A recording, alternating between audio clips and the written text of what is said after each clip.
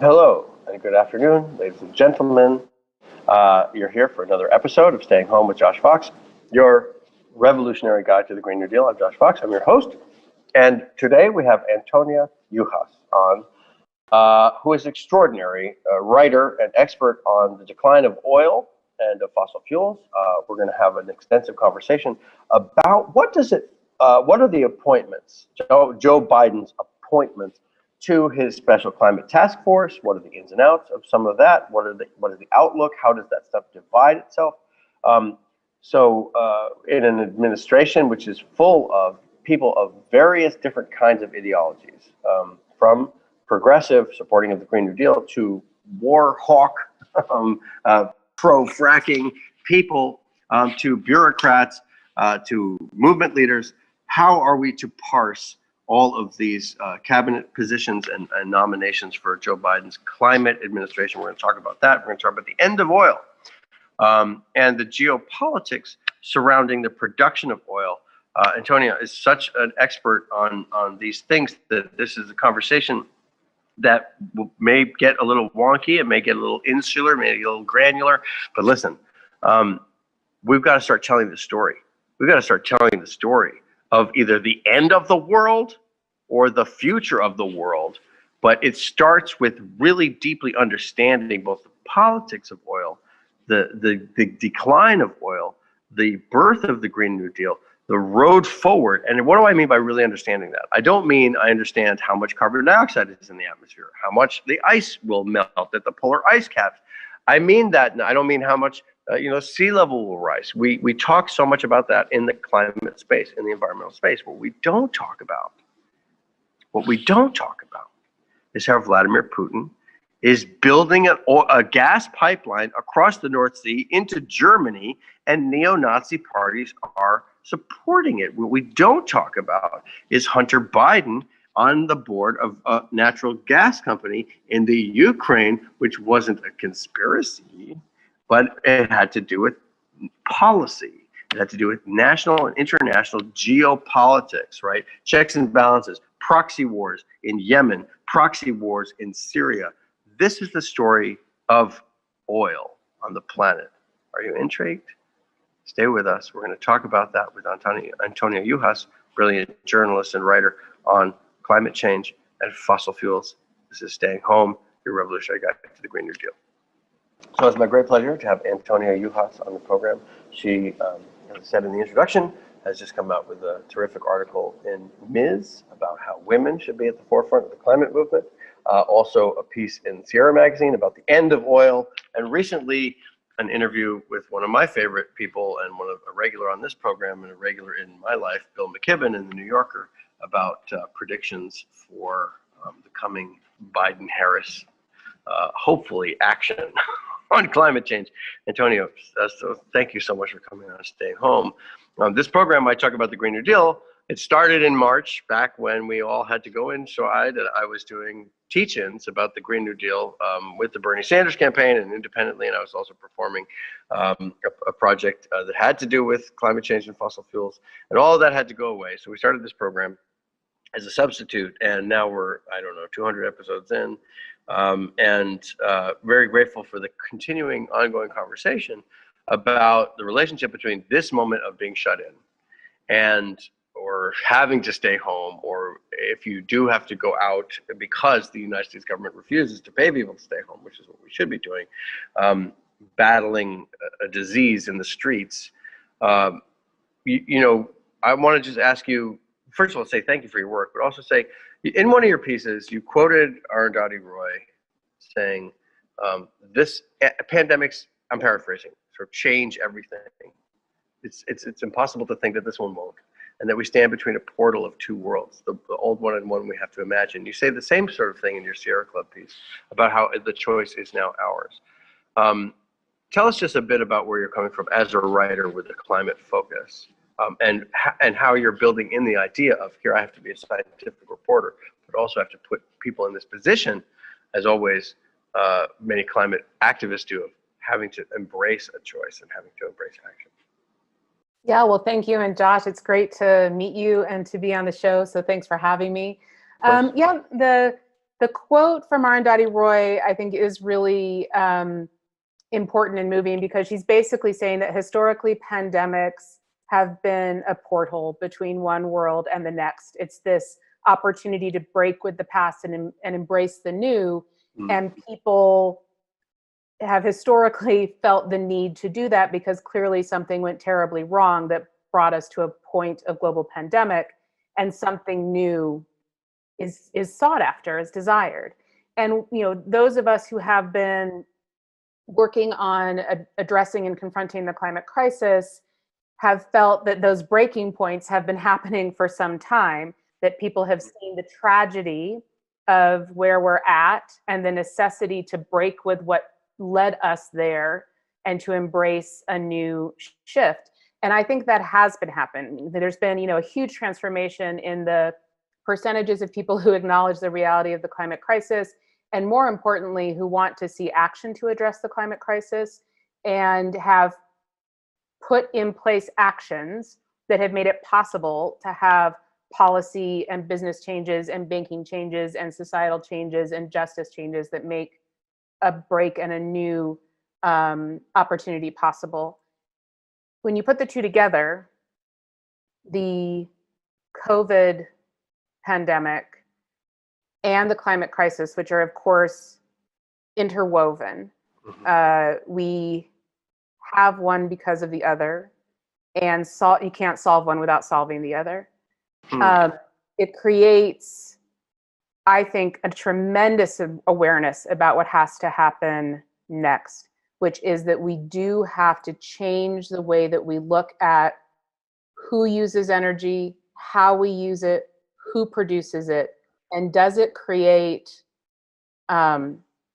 healthy communities and a healthy environment and healthy societies, or does it retrench on inequalities, injustices, pollution, and the destruction of our climate? And what's amazing about this moment is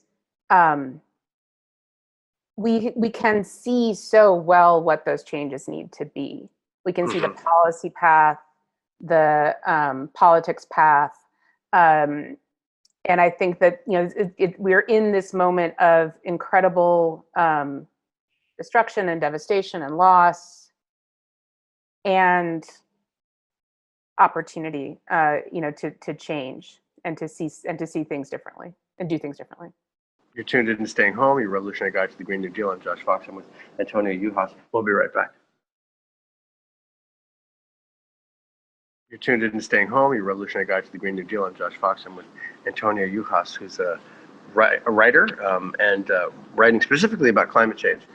So we're, in this moment where I could have told you, 10 years ago, when I started the Solutions Project with Mark Ruffalo, Marco Krapels, Mark Jacobson, these three guys named Mark, and another person named Marcia, but she has to remain anonymous apart from that. They were all Mark except for me.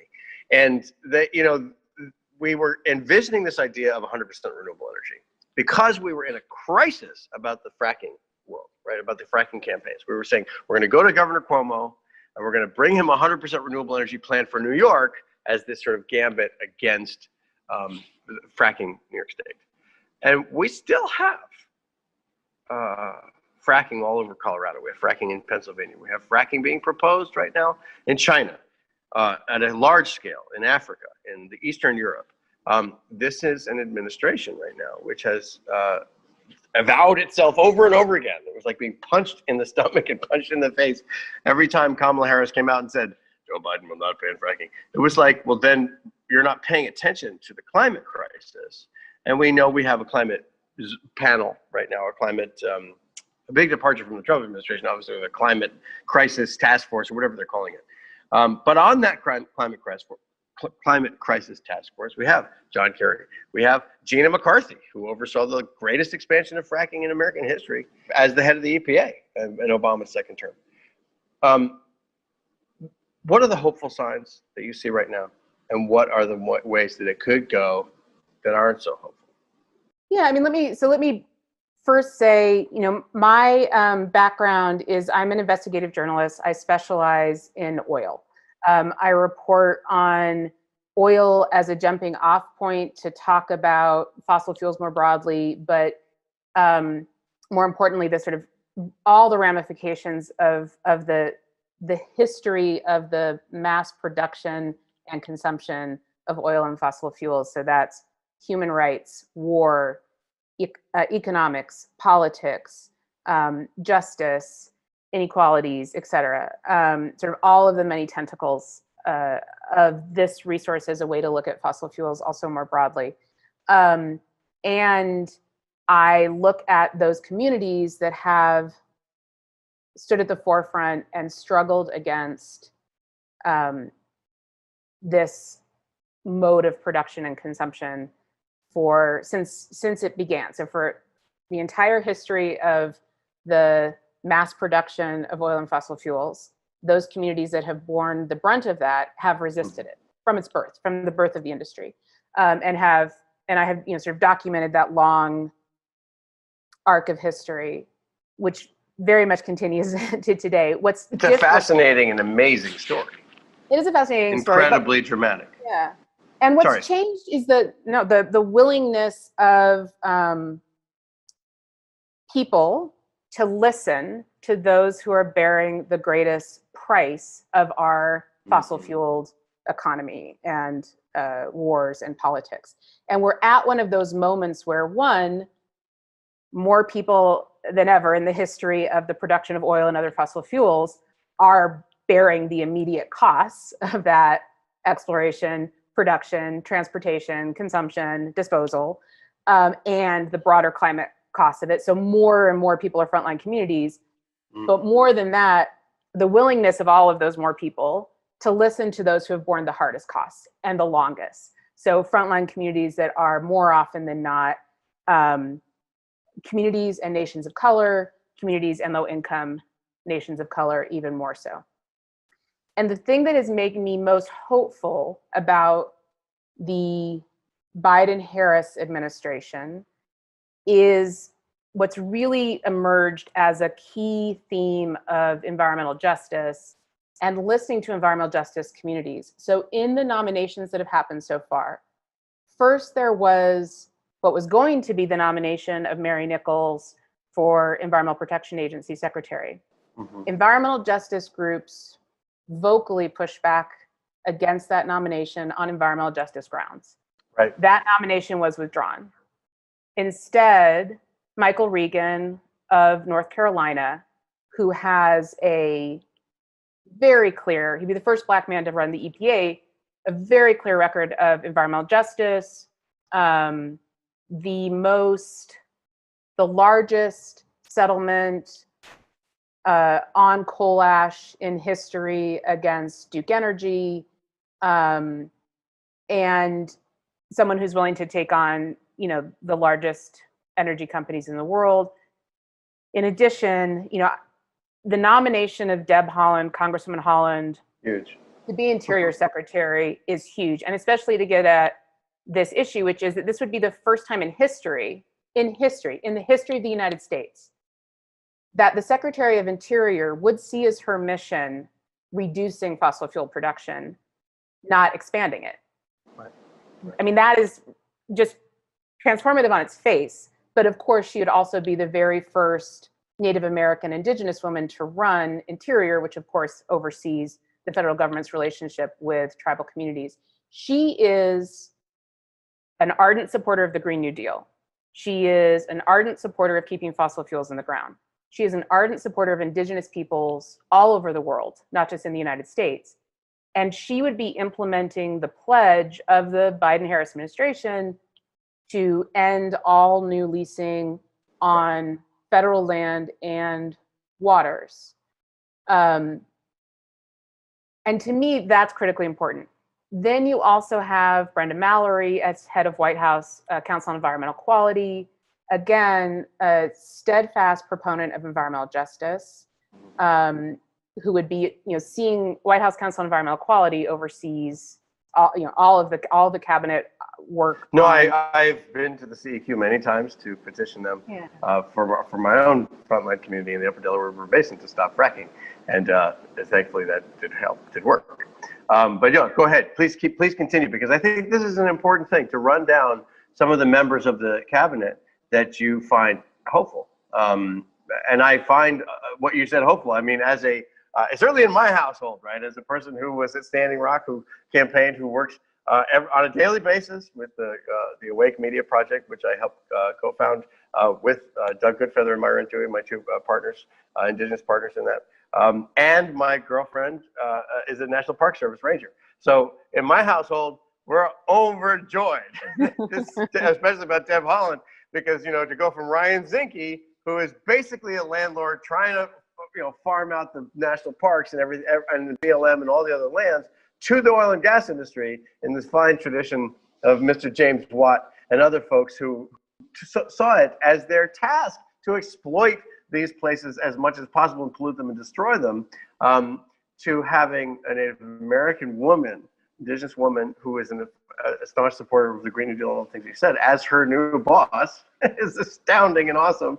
And we can't wait. And I've had activists reach out to me, like Anthony Rogers Wright, who's on this program often, said, look, we're going to start this conversation with Michael and get the ball rolling, and we're going to have to push him. But we're going to do it. And this is exciting because there's a door open. There's relationships. However, I have to say, Gina McCarthy stonewalled investigations on fracking, implemented policies that Lisa Jackson was trying to roll back at the behest of the Obama administration. I made a whole film about this. It was a 3-year project called Gasland Part 2, right? Yeah. And when Lisa Jackson had to resign because of two reasons, one, KXL, and the other one was because of fracking, Gina McCarthy took over and was perfectly fine, literally slamming the doors in the face of some of the people who I had reported on for years. So this is one of the things that I don't find so hopeful. And I'm getting phone calls from activists, friends of mine, who are saying we're getting ready to mobilize against that. So clearly, a lot of good and a lot of bad here. But I'm interrupting you. Keep talking about running down this, because I think a lot of people need to know this information, because people are not familiar. Like those of us in this space know Gina McCarthy went from being head fracking czar in the Obama administration at the EPA to NRDC, which was not an anti-ban fracking organization by any stretch of the imagination, who ended up being an obstacle to people trying to ban fracking in many states, including Illinois, Obama's home state. And, yet at the same time, we have some other terrific people who you're mentioning with a background in environmental justice. So I think it's important for people to understand that this is not a one piece. There's so many different strands here. And it's great to have you break it down for us. So please continue. Well, exactly. I mean, I think, so this is not a progressive administration. Right. So most of the appointments, and I think we have to look at all of them in total, and that's where Kerry is such a, to me, sort of one of the more worrisome appointments as the bridge between national security and domestic policy and climate crisis, is that, so most of the foreign policy team that have been nominated are the most centrist to hawkish. And for me, they are people who have a long history of believing that militarism is the response to problems, global problems. As the climate crisis worsens, so first of all, one of the reasons why we have the climate crisis is because of the pursuit of oil and doing the bidding of oil companies. And we have fought at least one, if not two, major wars on those companies' behest. If you have a foreign policy team that responds to the increasing security problems, that's right. Sometimes a person says something on my show that just has to be underlined before they go on to the next point, that we have fought two major wars on the behest of fossil fuel companies in an extraordinary squandering of, as many would say, blood and treasure, but just genocidal implications for people in countries like Iraq and Afghanistan. I can't let that sentence go by in the middle without taking a pause to say how incredibly criminal.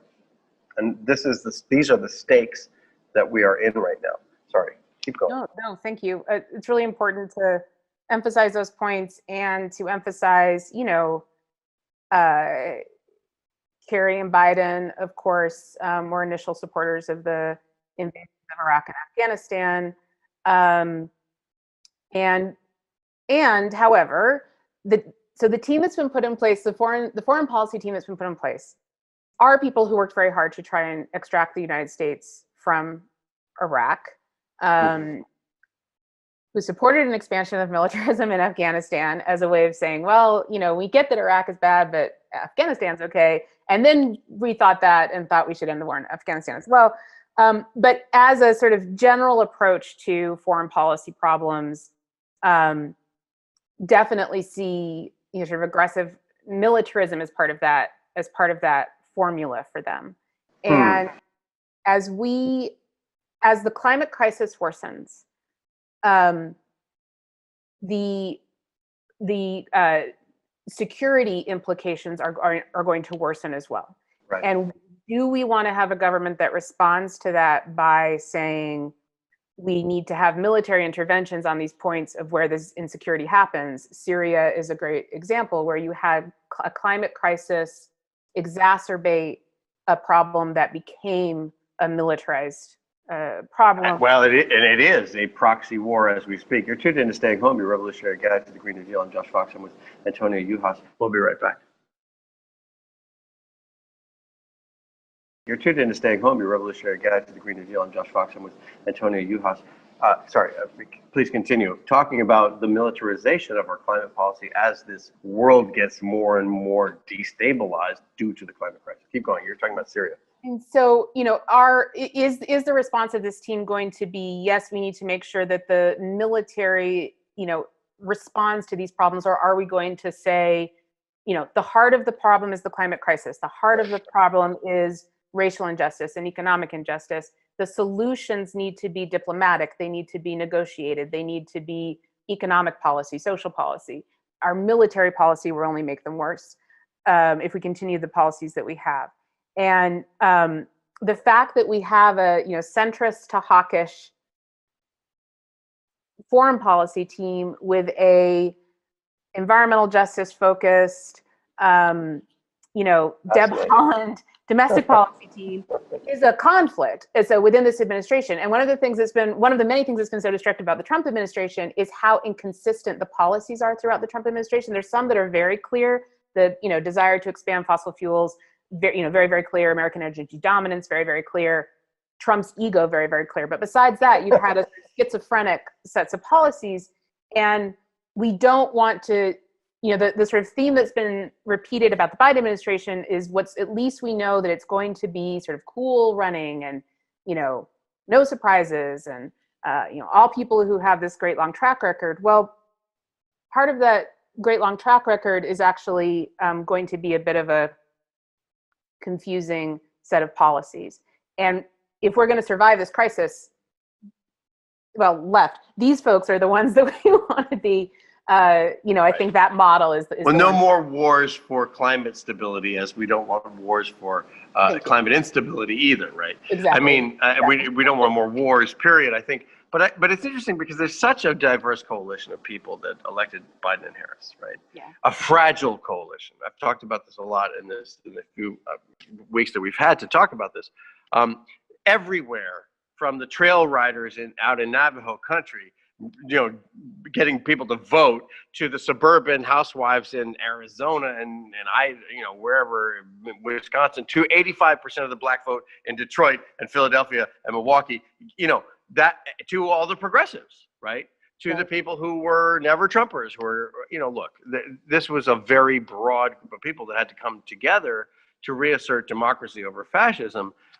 So there's a lot of people who are satisfy us to that administration. It's a very precarious position to be in. And it's interesting because on the one hand, you've got people completely up in arms over, some of the appointments in the cabinet. And then they're pointing to Deb Haaland. They're pointing to the climate policy, actually, as some of their saving grace with progressives, because those original policy designs were made by a task force with Bernie Sanders, AOC, the Sunrise Movement, and John Kerry working together, right? Yep.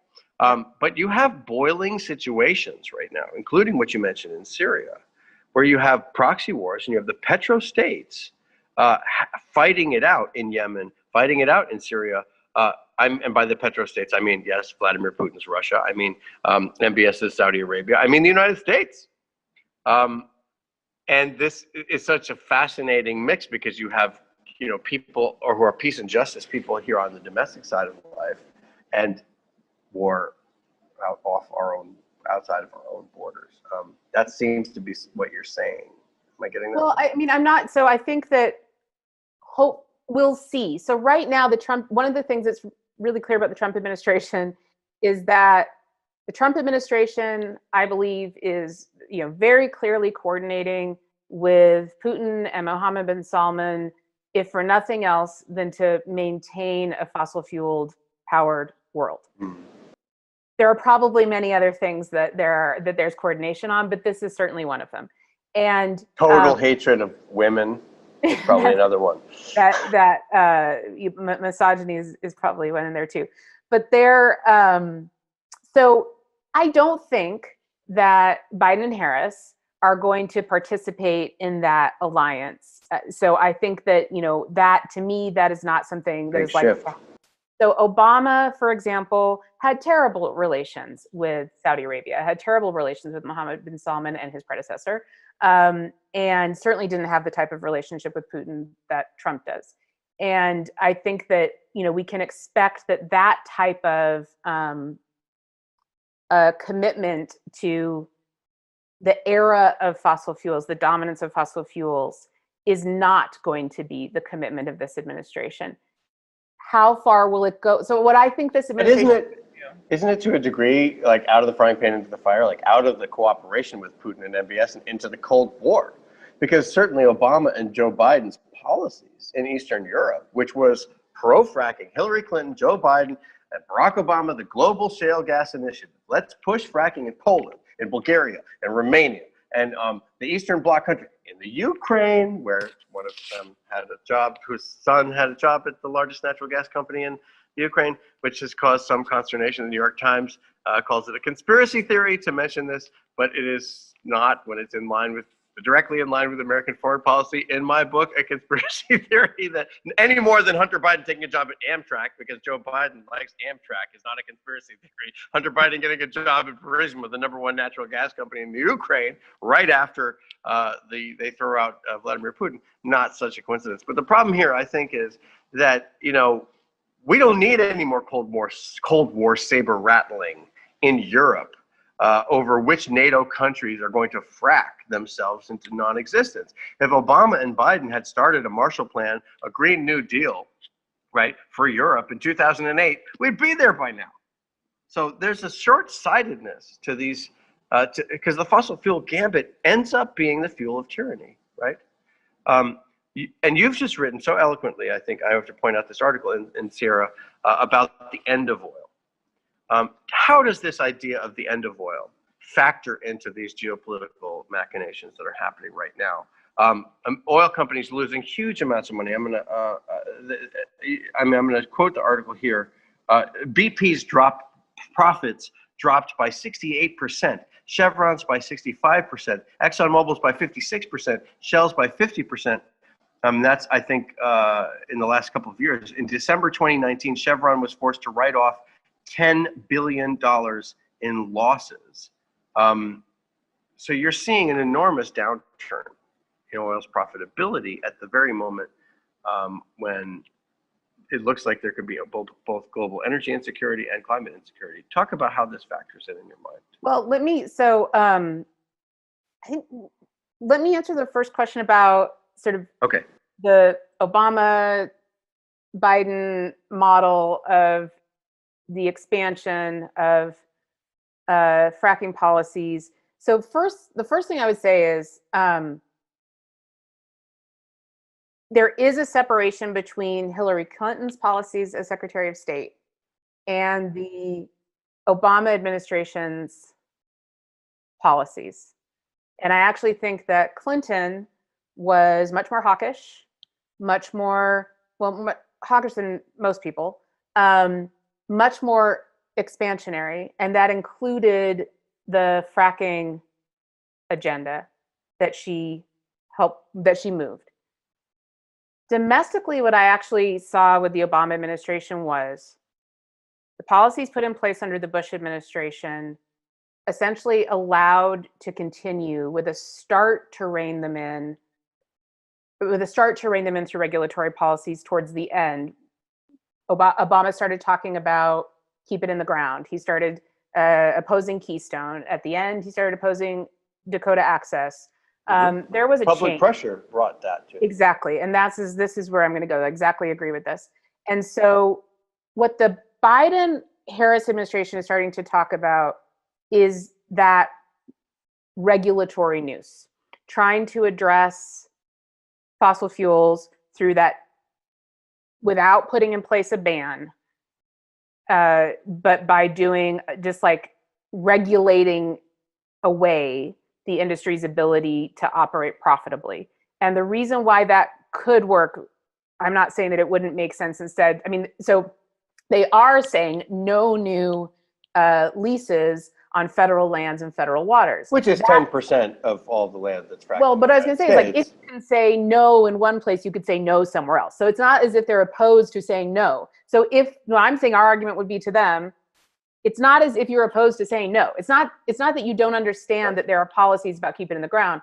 And Harris actually proposed this incredible policy when she was running idea, which was to have an international negotiation on the managed decline of fossil fuel production for the U.S. to lead an international negotiation.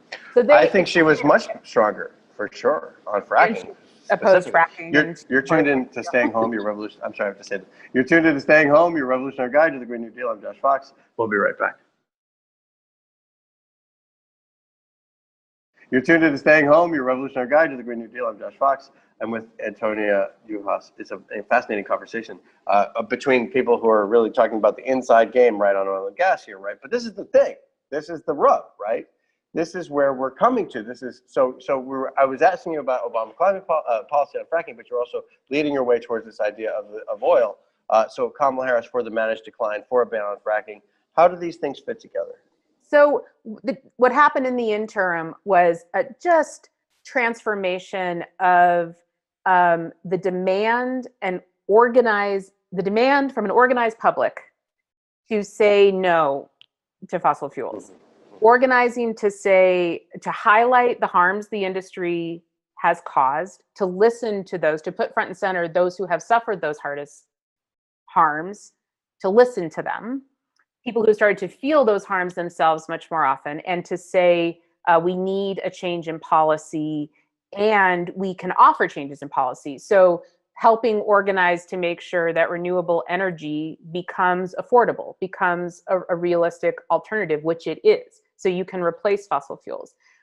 You shaming the industry, holding it up to account for its harms, and making it so that workers don't want to work in the fossil fuel industry. It's one of the biggest crises they face right now, is young people don't want to go into the industry. Investors invest in it.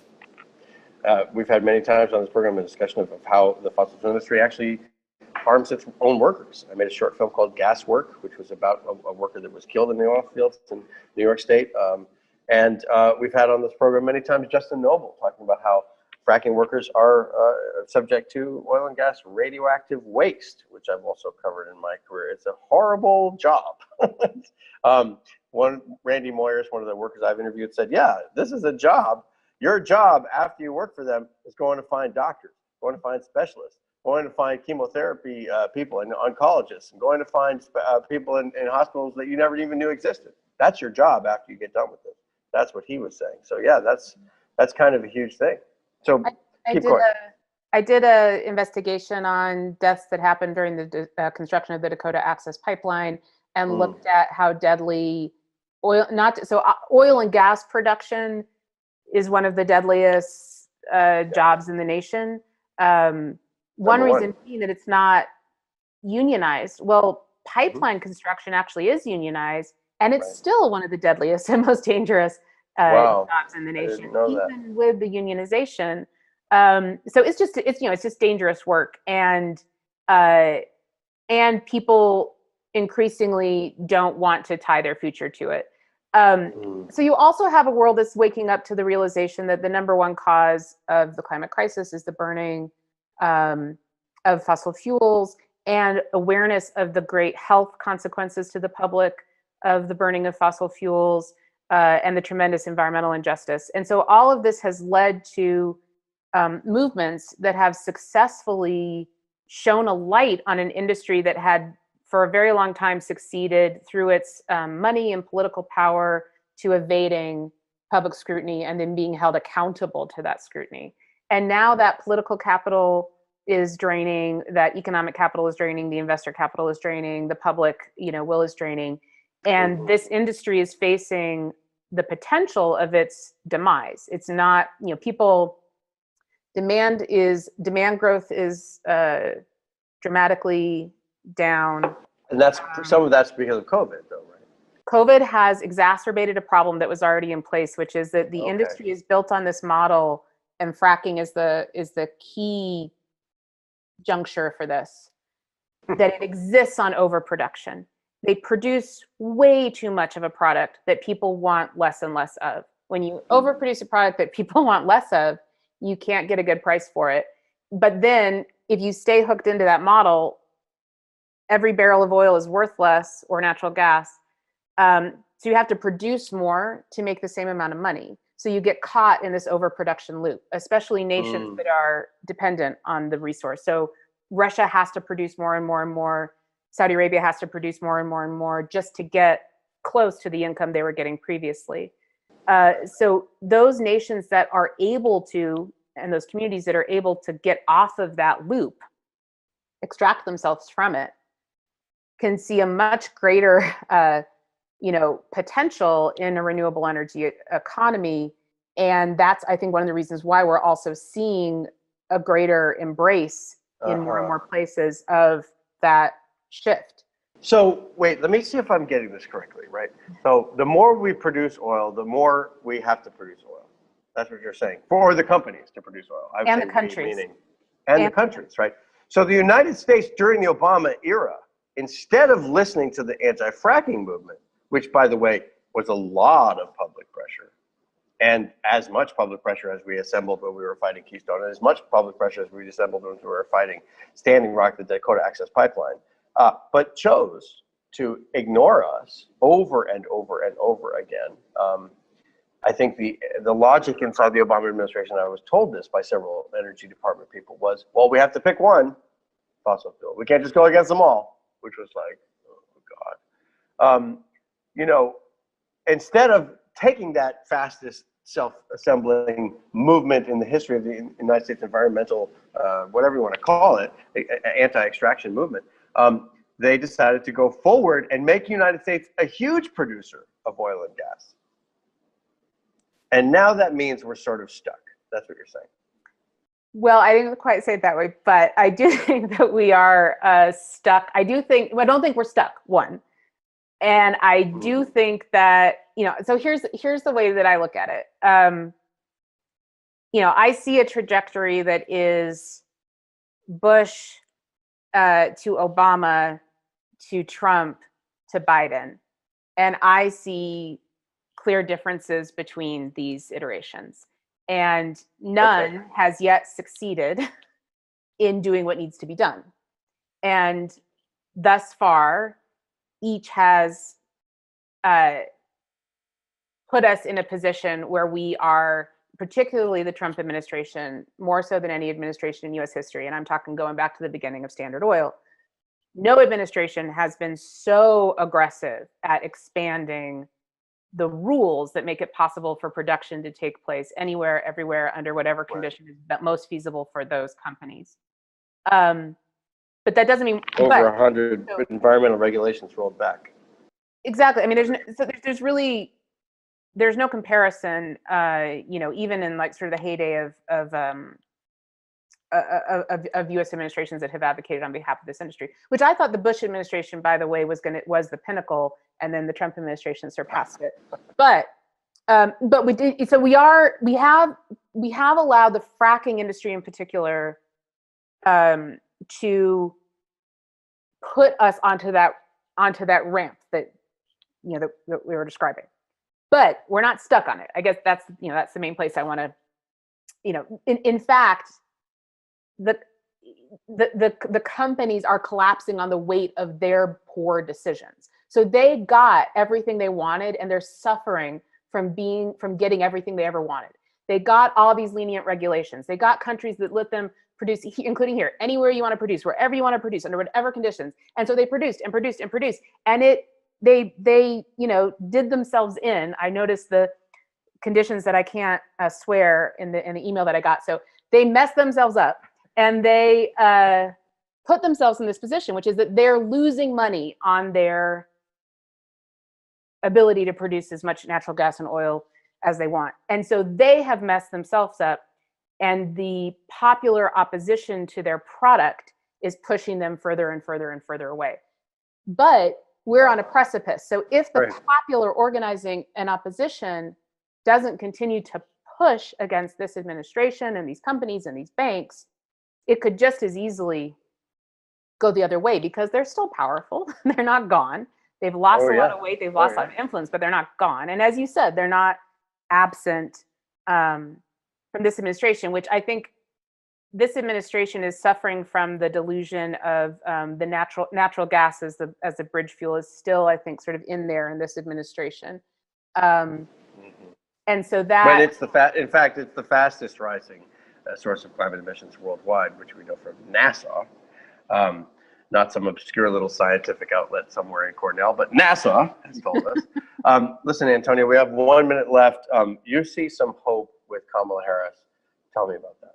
Yeah, I think we're seeing that outcome, which is that I believe that Kamala Harris has a much stronger environmental justice frame for her approach on the climate crisis than Biden does and a lot of the other members of this administration. And I think we're seeing the outcome of that in the nominations of Michael Regan, Brenda Mallory, Deb Haaland.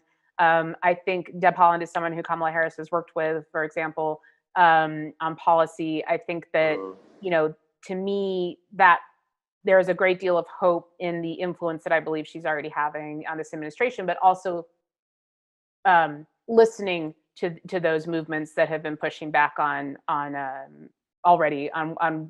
the trajectory that could be the wrong trajectory that the Biden-Harris administration could take. I certainly hope so. Tell us real quick where we can find your work and how do we support that?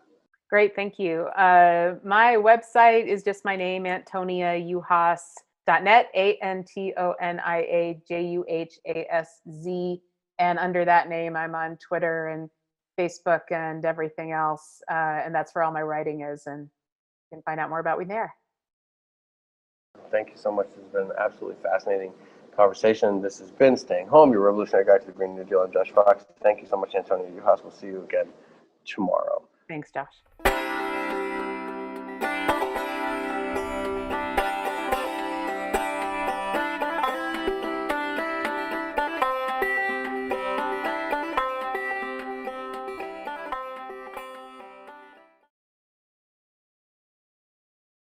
Cenk Uygur is not here today, which means that I will be able to talk during the show. No, We'll see. Poor Cenk, under the bus.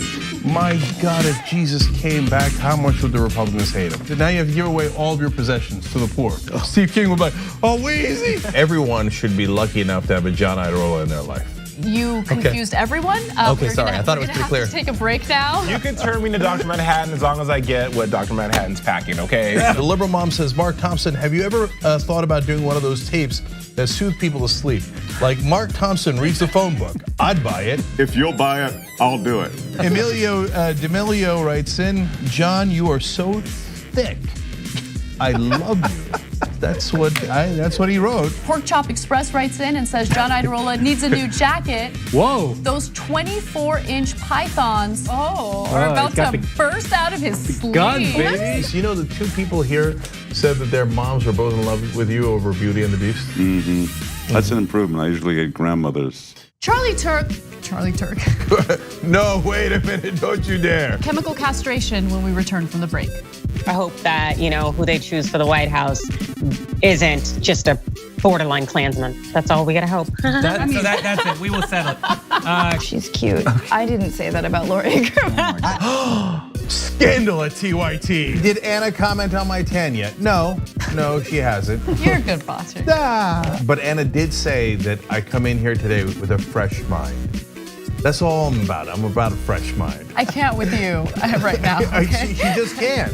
She can't, but nonetheless, we have to for another 3 hours. I'm back, baby. Let's rip into Republicans. See, don't miss the live show. That's great. Tell people, if you're a member, you get the whole live show whenever you want, because this stuff doesn't go into any of the clips.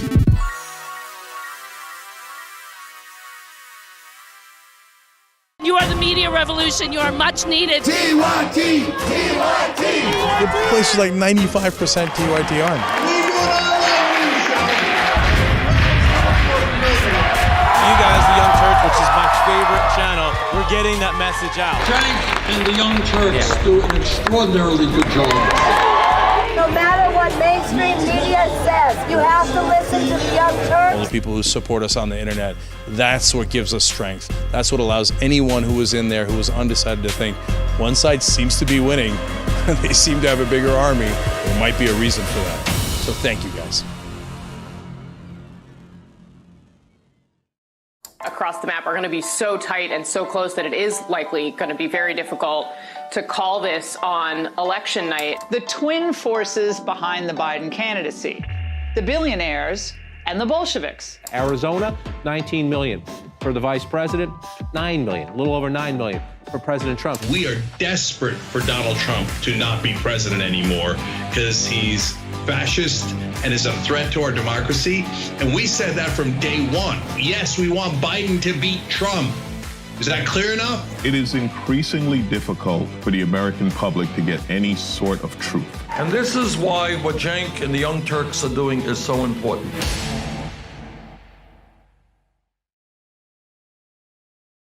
Here at TYT, we strive to instill confidence in our voters by educating them with factual, reliable, and easy to understand political information. And that's why we've partnered with Politiscope. Politiscope is the easiest way to understand the policies that your elected officials vote for and against. They also have the same goal of changing the perception of politics and reshaping the way political information is sought out and consumed. Politiscope strips away all the unnecessary complexity of politics and empowers voters with raw, unbiased information about elected officials and the policies they support. You can download the Politiscope app on the App Store or on the Google Play Store.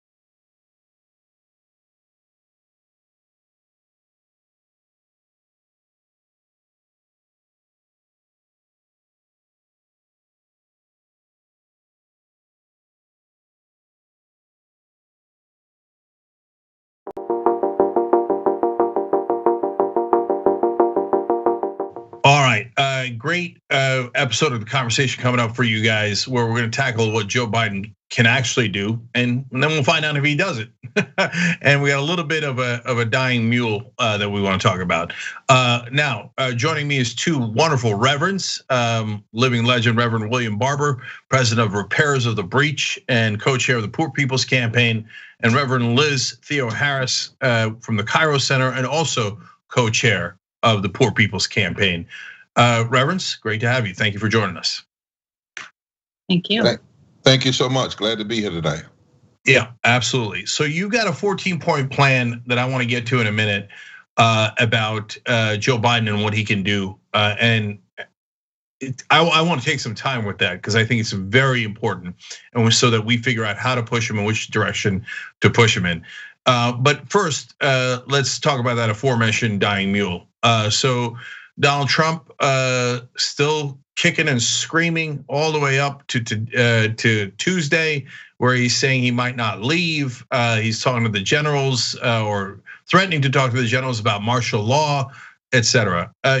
Reverend Barber, you wrote an op-ed about the Southern strategy, and I loved it. I've actually written about this already in my book. It hasn't come out yet, but you made a point that not very many people make, which is Donald Trump is not an aberration. He's the natural conclusion of the Southern strategy.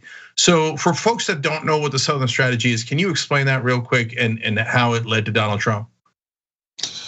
Well, to think about the Southern strategy, you have to think about the 1964, 65, 66, 67, 68, when there was a desire, particularly by Southern Democrats, some extremists like Strom Thurmond, to figure out how do we hold on to the South? Because the South had voted for, in some measure, for Lyndon Baines Johnson and John Kennedy, and of course we know what ended up happening because the movement could push them. And so the Southern strategy said, if we can control these 13 Southern states, from Maryland over to Texas, and we can split the country directly, what they call positive polarization. We can use racialized code words to make the Democratic Party be the party of black folk, Republican Party be the party of white people.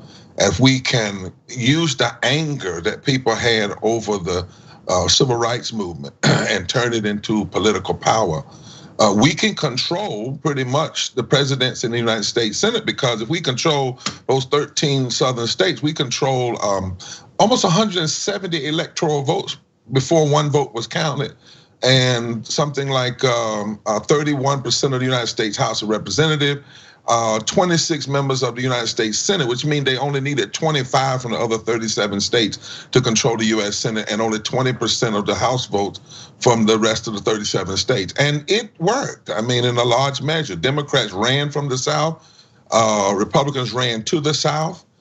Democrats tried to create a blue wall through the Rust Belt. Democrats built up a rear wall in the Southern strategy. And it worked. And what has them scared, I'll close here, is that in 2008, with the election of President Obama, when he won Virginia, North Carolina, and Florida, that scared the bejesus out of him, because it broke those states.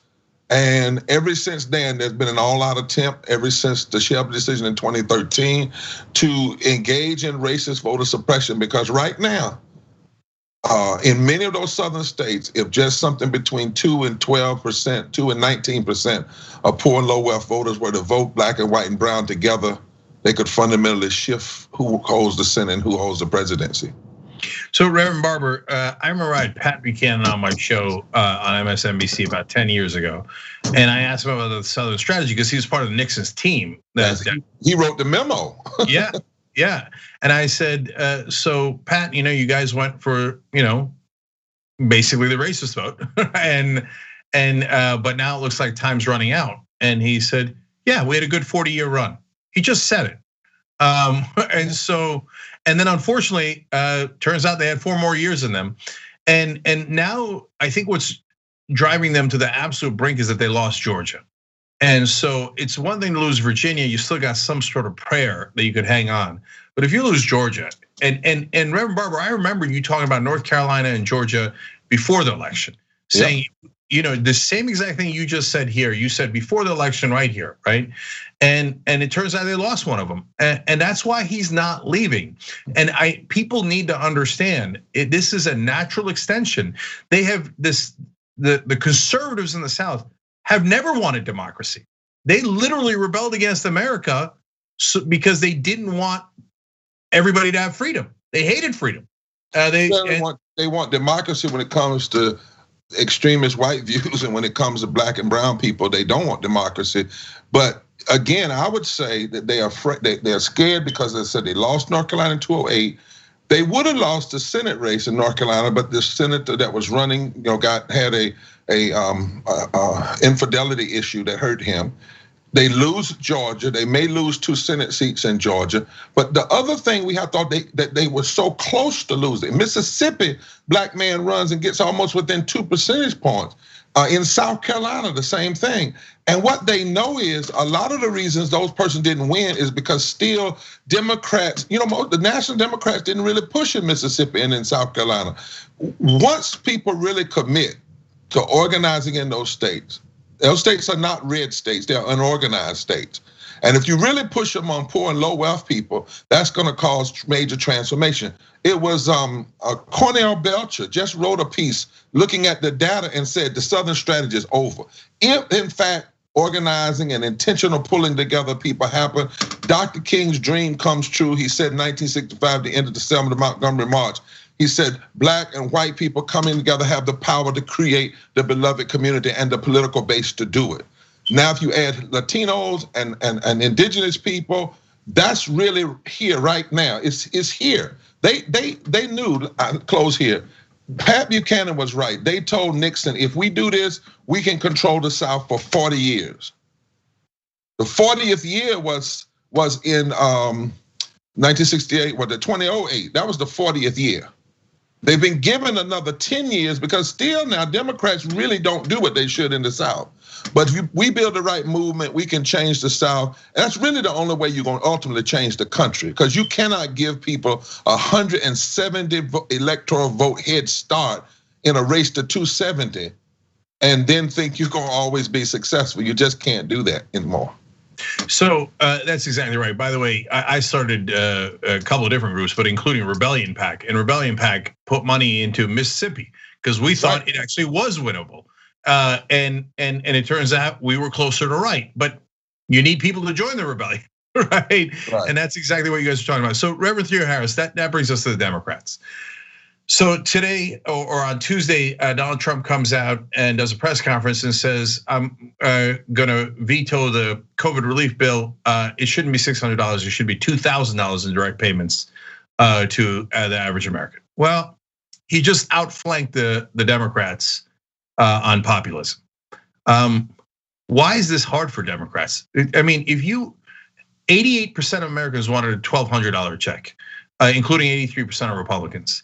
What is wrong with the Democratic Party that they can't do the simplest thing in the world and say, let's help the average American and let's hold the Republicans accountable?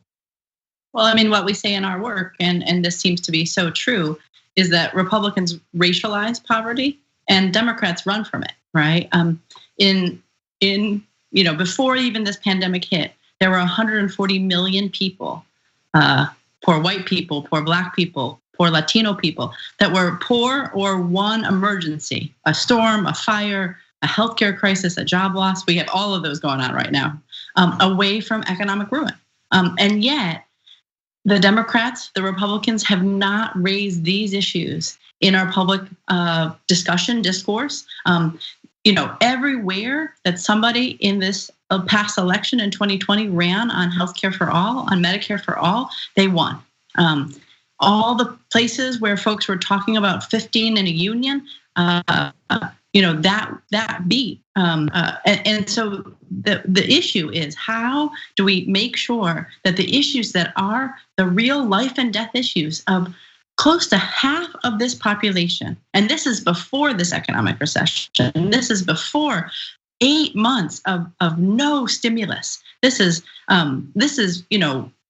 before actually all of this happens, 250,000 people in this country, the richest country in human history, dying every year from poverty and inequality. And so we have yet to see enough leadership. But that is who turned out. And that's what we started to hear in this election, right?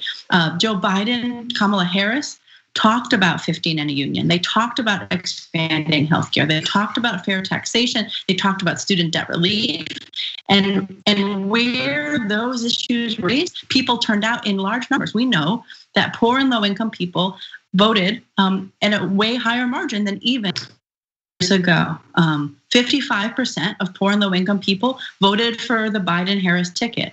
6 million more than had voted, 40% more than had voted in the 2016 election. And so what we do know is that when Democrats, when politicians, when folks raise these issues that are the issues that are of concern to people, especially poor and low income people, that folks turn out.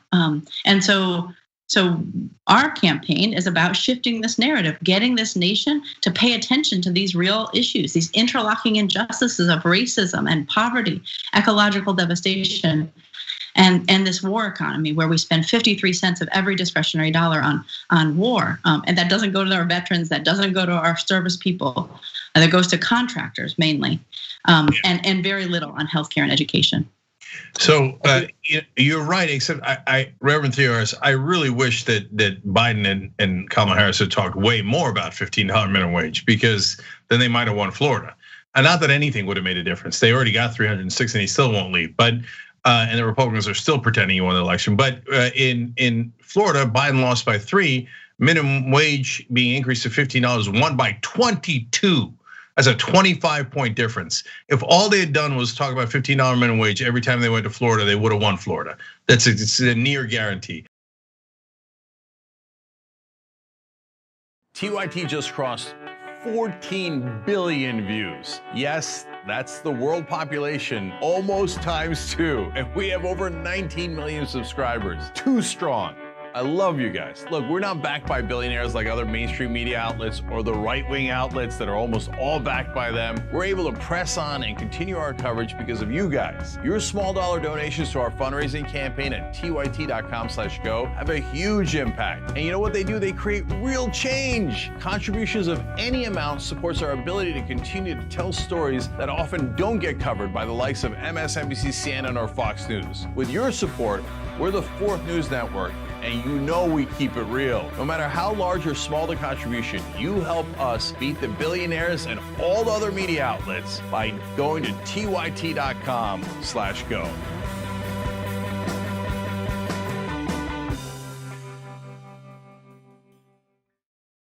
All right, well, the Young Turks special election day coverage dropping. An amazing power panel. Look at this panel. You want to talk about power? It's like a smart Destiny's Child. We're all too strong. We start a revolution.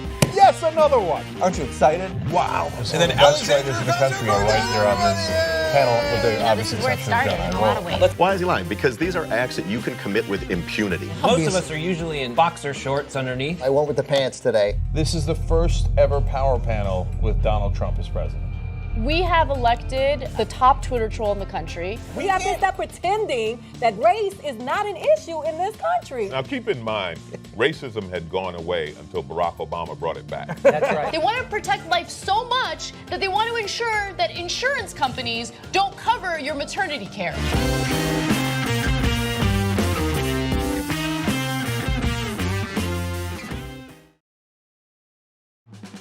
I've been a fan of TYT, I believe, for the last 6 years. 5 years. 3 years now. 7 years. 4 years now. 2.5 years. I just started because she got me into it. My boyfriend actually watches it every morning and every night, so I kind of just started watching it with him, and I love it. I mean, it's the only way that I find my news. Looking through YouTube, looking for political shows that look cool. I came across a very angry rant from Cenk, and that's when I knew. So I was immediately in love with the show. And then I haven't missed a live show since then. 10 times a day, I watched the show in the morning. Whenever I had a bad day at high school, Young Turks. Man, Cenk is just so blunt and honest, and I love the honesty, and there's no BS behind the news, and they just tell everything like it is. There's nobody censoring him. There's nobody there to say you can't do this, you can't say that. That feel of authenticity makes it seem like what they're saying is true. I feel like I get the real story from the Young Turks. I am TYT. I am TYT. I am TYT. I am TYT. I am TYT. I am TYT. The fate of progressives will be decided. We defeated Trump, and now we must defeat his agenda. On January 5th, the Georgia special election will decide the fate of Medicare for all, taxes for billionaires, and COVID relief. It is time that we pay people what they are worth. We can only accomplish this with your help. Whether you pitch in with your time or money, together we can stop Republicans and pass the policies working people desperately need. Raphael Warnock and John Ossoff are strong progressives who will hold the line against Republicans and centrists. If they win, we all win. Join the Georgia Rebellion today at GeorgiaRebellion.com. That's GeorgiaRebellion.com.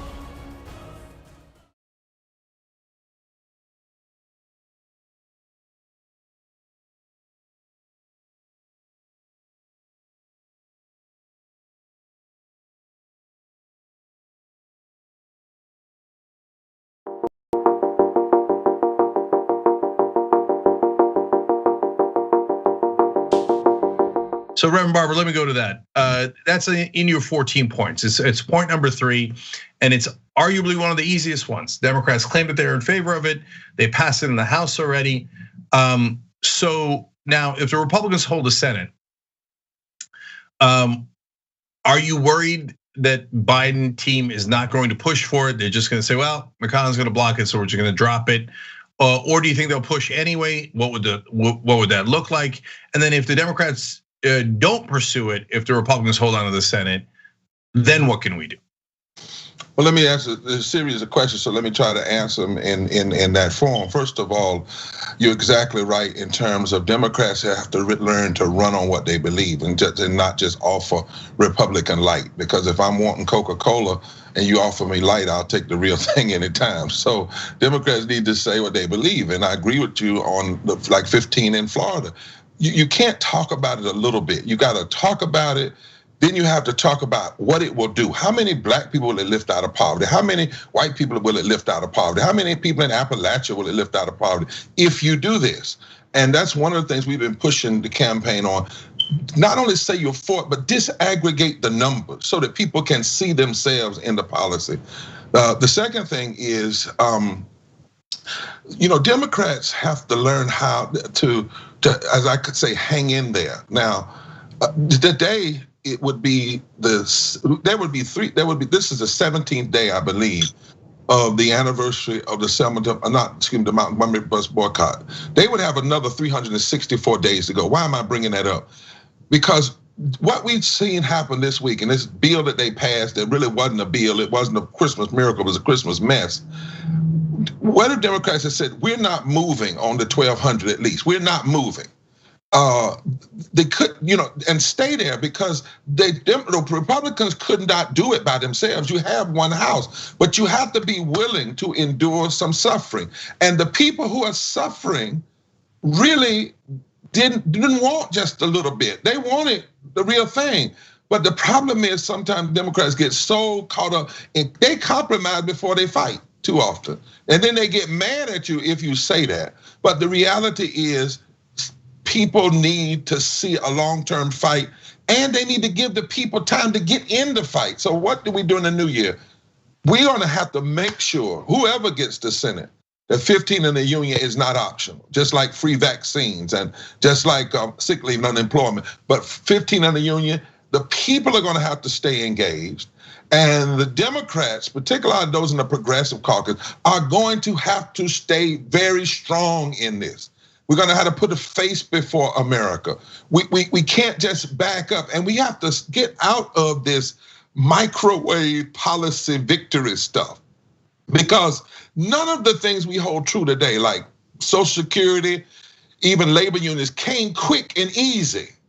And I think sometimes what politicians do is they just want something. I hear them talk about, I remember when Democrats were bragging about the CARES Act, and we were raising criticism, not saying that it was all bad, But they didn't even want to discuss the parts that were. They didn't even want to discuss the parts beforehand. It was as though, no, you can't, this is the best we can do. Well, when you go into a fight and you're already saying this is the best we can do, and your adversary knows that you're already going to compromise, then they're not even going to give you half of what you asked for because they already know you don't have your whole heart in that. We're in the middle of a recession. Many people are in the middle of depression. We have to fight in this new administration, and that's what we intend to do in the Poor People's Campaign. And we said that to the Biden team. We said we want to be allies because we better have you than Trump. We want to be allies because you said some of the right things in the election, but we also reserve the right to be critics because people are dying.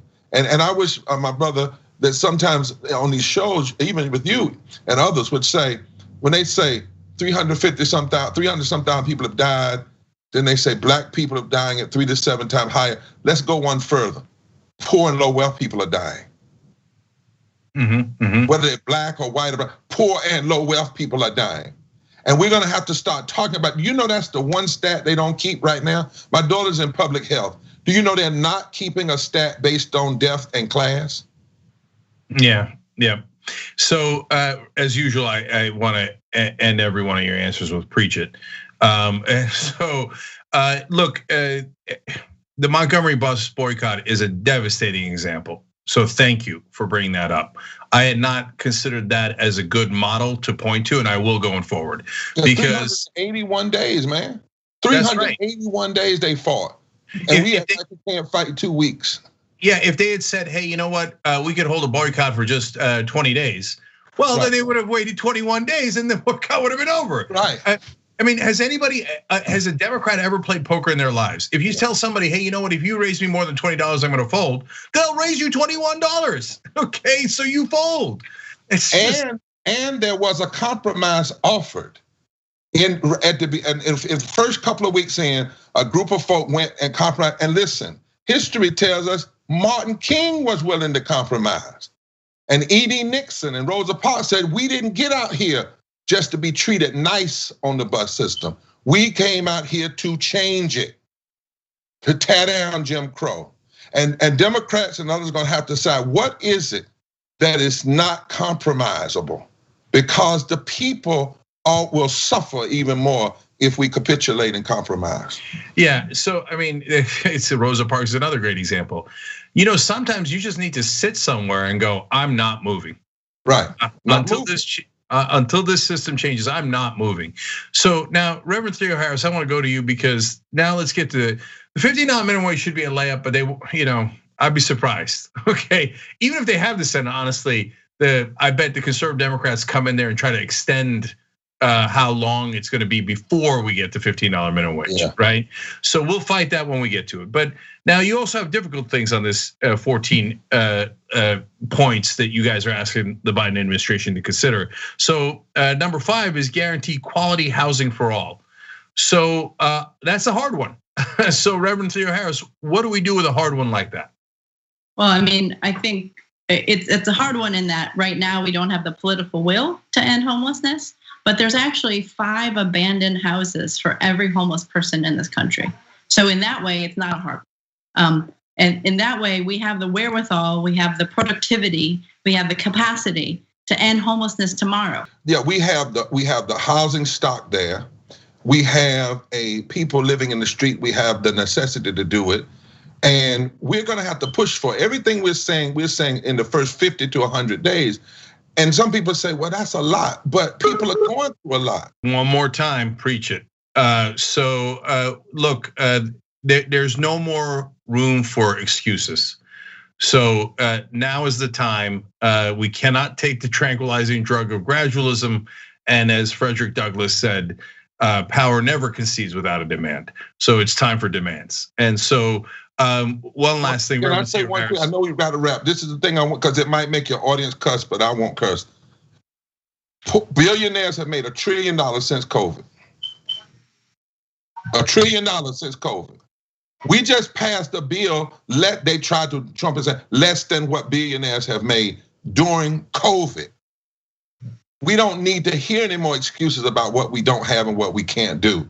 we have to talk about what we must do if this country is going to be America. That's the question before us. Not can we do it, but can America even be?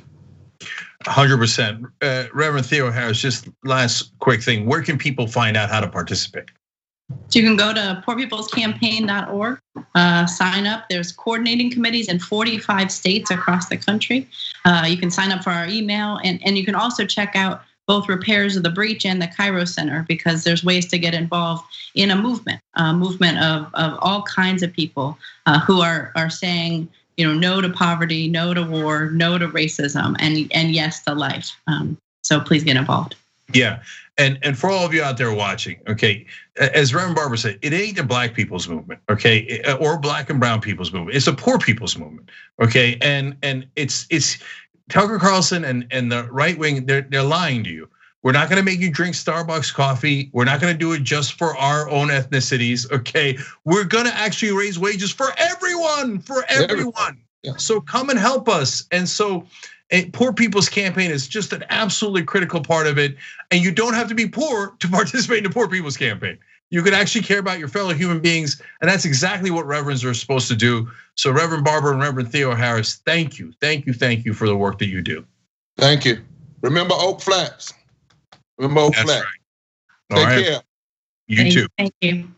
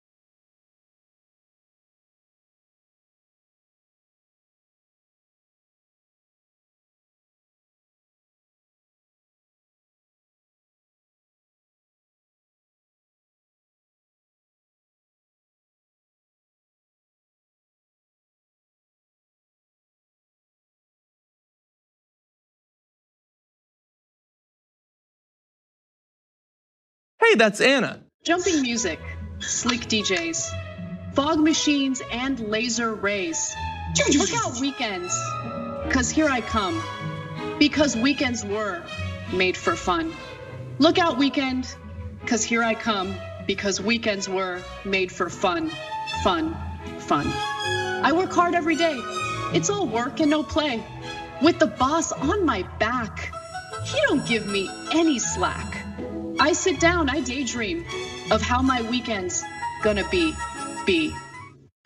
Girl, I wish you would.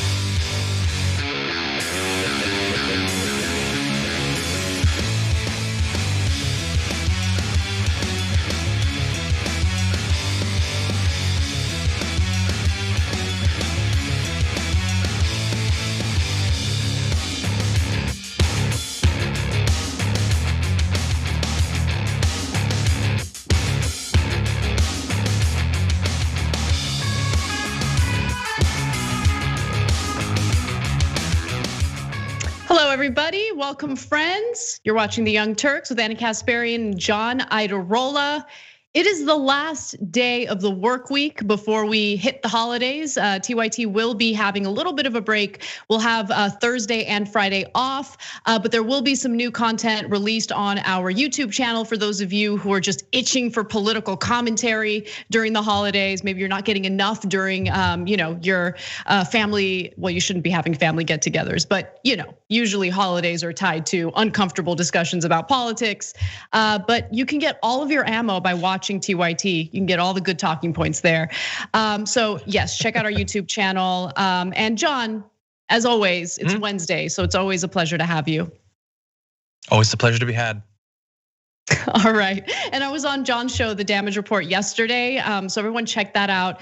It was always, it's always fun to do your show. It's a little stressful because we all have a lot going on, but I always love doing it. If I didn't have the main show to worry about, I'd be like doing your show on a regular basis. But everyone check out The Damage Report. That's the show that John hosts every day at 10 a.m. Pacific time, 1 p.m. Eastern.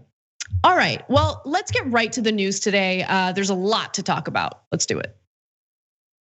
I am asking Congress to amend this bill and increase the ridiculously low $600 to $2,000 or $4,000 for a couple.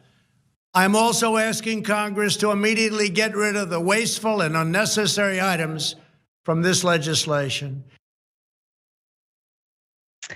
And that was Donald Trump, who released that surprise video via Twitter, essentially indicating that he planned on vetoing the relief bill that, of course, is tied to the government spending bill, which had all sorts of goodies for corporate lobbyists, all sorts of funds appropriated for things that, honestly, we don't really need to fund, especially during this time of crisis. And so his message certainly went over well with many people across the board. Many people who had an opportunity to look at the details of that relief package and notice that it did not go far enough in providing actual financial relief to Americans, while again appropriating all sorts of money for all sorts of corporate lobbyists and private interests. And so now all of a sudden you have Democrats, specifically Democratic leadership, who I would argue didn't fight hard enough, scrambling in order to provide an amendment to the bill to provide more money, more relief to Americans. House Speaker Nancy Pelosi tweeted, Republicans repeatedly refused to say what amount the president wanted for direct checks. At last, the president has agreed to $2,000. Democrats are ready to bring this to the floor this week by unanimous consent. Let's do it. I do want to note, though, that unanimous consent is not the best idea because all it takes is one person to essentially block it. And we are expecting some members of Congress to vote against this. So bringing House members back to Capitol Hill to have them actually vote on a new version of this legislation that includes the $2,000 direct checks to Americans is a much better way of doing this. On the Senate side, you have Senate Minority Leader Chuck Schumer, who says, I'm in. What do you say, Mitch? Referring to Mitch McConnell, who has been quite an obstacle when it comes to providing actual relief to Americans. Let's not get bogged down with ideological offsets and unrelated items and just do this. The American people deserve it. Now, I want to be absolutely clear that progressives have been fighting to get more relief to Americans. They've been demanding it. They have wanted not just one-time direct checks to Americans, but recurring checks to Americans as this pandemic rages on. And that makes a lot more sense. So the commentary that I'm about to share right now is specifically in regard to House leadership. Because what Nancy Pelosi said was, we didn't know that the president wanted, a higher number in the direct checks. We didn't know he wanted more than $600, except that's a lie. That's not true. And to provide some evidence for why I believe that's a lie, last week on Friday on this very show, I shared a video of Donald Trump speaking to Brian Kilmeade from the previous Sunday. And he said that he wanted more money sent to Americans. Let's take a quick look at that video. Donald Trump recently, and we have a video on this, had a conversation with Brian Kilmeade. This was just this past weekend where he's urging congressional lawmakers to do more, that these one-time checks need to happen and they need to be robust. So let's take a quick look at that video. What about an aid package for the American people? Moving along. What could you do to get the $900 billion out from Well, I want Nancy to do Pelosi and it. Mitch I'm McConnell? pushing it very hard. And to be honest with you, if the Democrats really wanted to do the deal, they do the deal. They should do it right now. I want to see checks going for more money than they're talking about going to people. Okay, so there's Donald Trump on the record just this past weekend demanding one-time checks, direct checks to Americans, more than what's currently being offered, which is $600. He's mentioned $2,000. So use that video to your advantage, Democrats, if you genuinely want to increase that one-time check to Americans.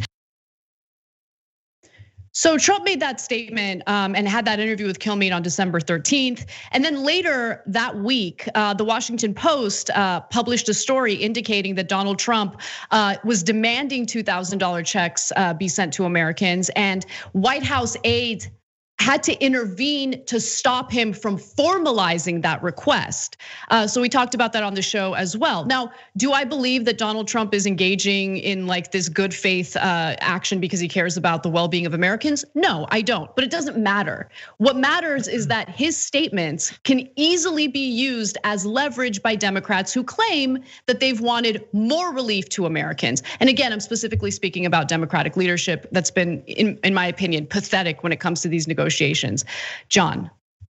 Yeah, I don't know how they didn't remember that interview, especially because so much about it that we commented on at the time was so maddening. The idea that he's talking about the Democrats should take the deal. I want bigger checks. Yeah, but they don't have the bigger checks. They're pushing for the bigger checks, which is your position, but they don't have that. The Republicans are standing against it. And the only thing that's barring the deal at that point was the presence of things like the corporate liability shield and talking about state and local funding, issues he doesn't talk about in that interview. The whole thing was maddening. It's really difficult. I don't always believe that the right knows what position their elected representatives are actually on. Trump keeps pretending that he and the reps are pushing for the bigger checks. But anyway, it does exist. The only defense I can put up for Nancy Pelosi is that she said the Republicans wouldn't tell us what size check he wants. She apparently doesn't have TV and can't ask the president herself. She requires all information to be given her by the Republican Party in Congress. Or she could have alternatively not cared to ask and just pushed forward herself, especially with incredibly consequential double runoff elections coming up in the Senate right now. Like you could have. We're at a position where now we have an opening, which is good, and I'm glad that we're both very happy about that. I'm sure that we both are. But we could have been in this position anyway if they had just been leaders, either in advance of the election or especially after winning the election. And so we've got this opening, and I'm sure we're gonna be very critical of the Republicans in just a couple of minutes, but we can also acknowledge that basically the centrist Democrats did nothing to get us to this point. The progressives, at the very least, were trying to fill the gap when they were being effectively abandoned by Democratic leadership. The entire thing is, I guess it's serendipitous, but it's also sort of depressing when you think about the path that got us here. No, absolutely depressing, and it looks awful for Democratic leadership because remember, Nancy Pelosi goes on the House floor and talks about how the $600 direct checks to Americans is significant, when in reality it is not significant. And in reality, all of a sudden you have Donald Trump on multiple occasions indicating that he wants more sent directly to Americans, right? And so why didn't she use that leverage? Why didn't she fight hard enough? And it's not just about Pelosi, it's also about Schumer, right? Because Mitch McConnell, believe it or not, they have leverage over him as well. And I talked about that during a recent segment for the show I do for Jacobin called Weekends. You guys can check that out at youtube.com/JacobinMag. But here's the argument that I made regarding the leverage over Mitch McConnell, which is very important in these negotiations. Watch.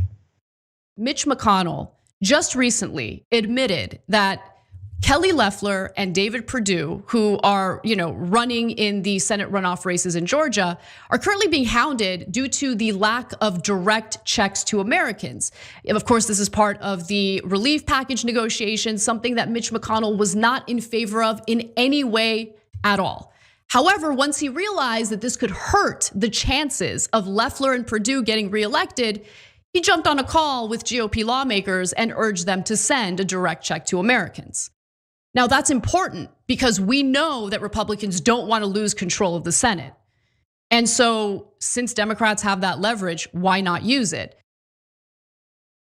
So look, I'm showing you these videos from last week because the point I'm trying to make here is, how is it that these arguments were being made over and over and over again, and you still had this fecklessness by Democratic leadership? You have Nancy Pelosi before the election turning down Donald Trump's $1.8 trillion stimulus offer because look, it did have some pretty terrible things in there, including the corporate liability shield, but it obviously had more robust benefits for Americans who are struggling right now. And then immediately after the election, she turns around and says, "Oh no, accept this awful deal that has, doesn't have nearly as much in economic relief for Americans." That doesn't look good. And then we learn details about all the money that's being appropriated for garbage things that we don't need to be spending money on right now as Americans are suffering.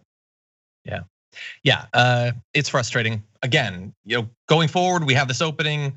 That's good, regardless of how we got there. And we can also, at some point, I'm sure we're gonna go a little bit into why Trump is actually doing this, how genuine we think he actually is. But Nancy Pelosi is not one of the heroes in this particular situation. Just important to point that out. No. Not that it necessarily needs to, since it's rarely the case. And I don't want it to get lost in the conversation. Donald Trump followed that statement with, the next administration will have to provide the relief, and maybe it'll be me, right? Maybe it'll be my administration.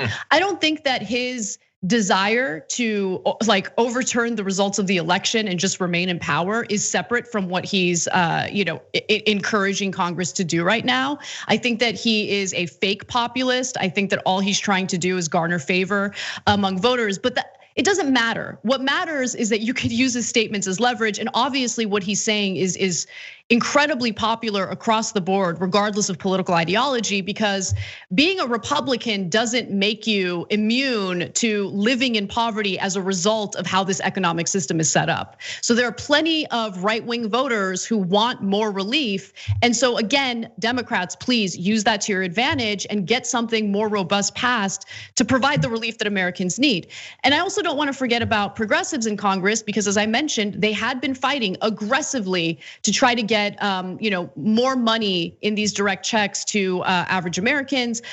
You have Senator Bernie Sanders, who was one of the most vocal lawmakers in regard to wanting more relief. He responded to Nancy Pelosi's tweet yesterday saying, "That's great. I first introduced a bill to provide a $2,000 direct payment with Senator Kamala Harris and Ed Markey." By the way, Kamala Harris probably should have spoken up as well 7 months ago. Now, Mr. President, get Mitch McConnell and your Republican friends to stop opposing it, and we can provide working class Americans with $2,000. Let's do it. I should also note that Senator Ron Johnson, a Republican who pretends to care so much about debt and has consistently voted in favor of tax cuts, actually blocked Bernie's proposal twice. And then AOC also wrote in response to Nancy Pelosi, "Let's do it." Rashida Tlaib and I co-wrote the COVID amendment for $2,000 checks, so it's ready to go. Glad to see President is willing to support our legislation. We can pass $2,000 checks this week if the Senate GOP agrees to stand down. And of course, we had a similar statement from Representative Tlaib. She wrote, "Me and AOC have the amendment ready. Send the bill back and we will put in the $2,000 we've been fighting for that your party has been blocking."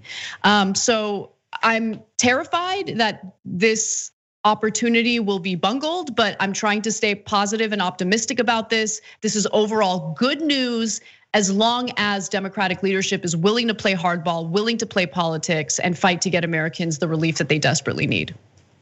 Exactly, yeah. Thankfully, we have people very recently, pre the Trump, fireball that he threw into this whole thing. There was a point less than 2 weeks ago where the bill didn't have any checks at all. Like it was even worse than it was a couple of days ago.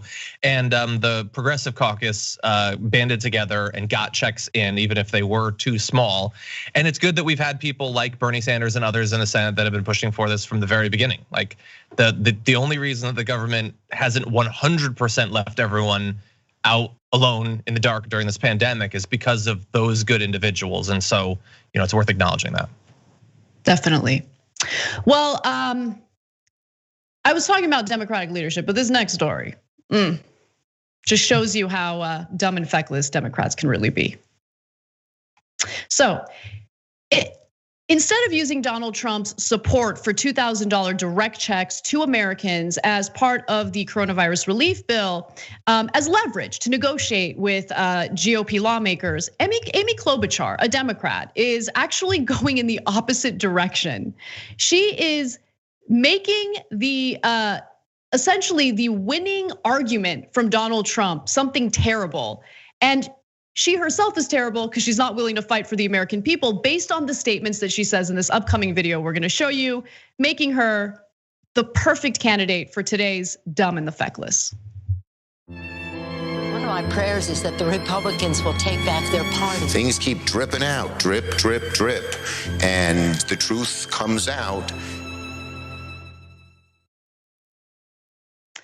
So while speaking to Rachel Maddow on MSNBC, Senator Amy Klobuchar, again, let me just say, a Democrat, called Trump's widely popular proposal to provide 2,000 direct checks to Americans during this economic crisis an attack on Americans.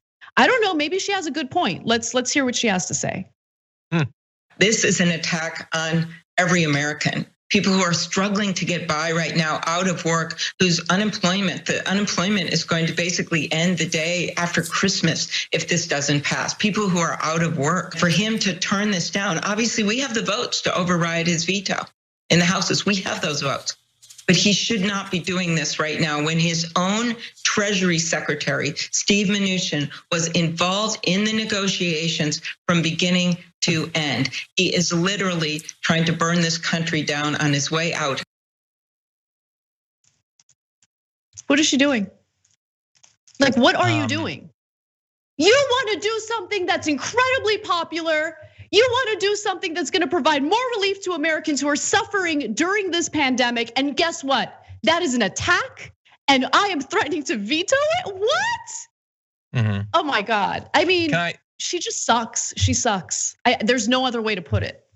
Let me try some other ways. So let's see if any of these are reasonable explanations. So one would be, look, I don't know exactly where we come out on how genuine we think Trump is being or how much we think he actually cares.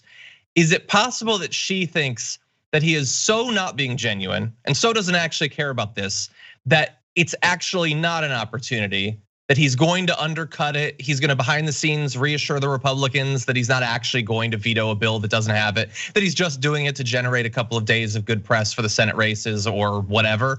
Is it possible that she's reading his psychology so well that she knows that this is just a trap and we should avoid it? I mean, I saw the way she campaigned in the Democratic primary. I don't think she's very good at reading psychology or reading anything, including a room that she's in. Amy Klobuchar was given a giant gift by Donald Trump. Whether we believe him or not, honestly, it doesn't really matter for the purposes of these negotiations, okay? All you need is a soundbite. All you need is the Washington Post article indicating that he was in the White House formalizing his request for $2,000 checks to Americans until White House staff intervened and prevented him from doing it.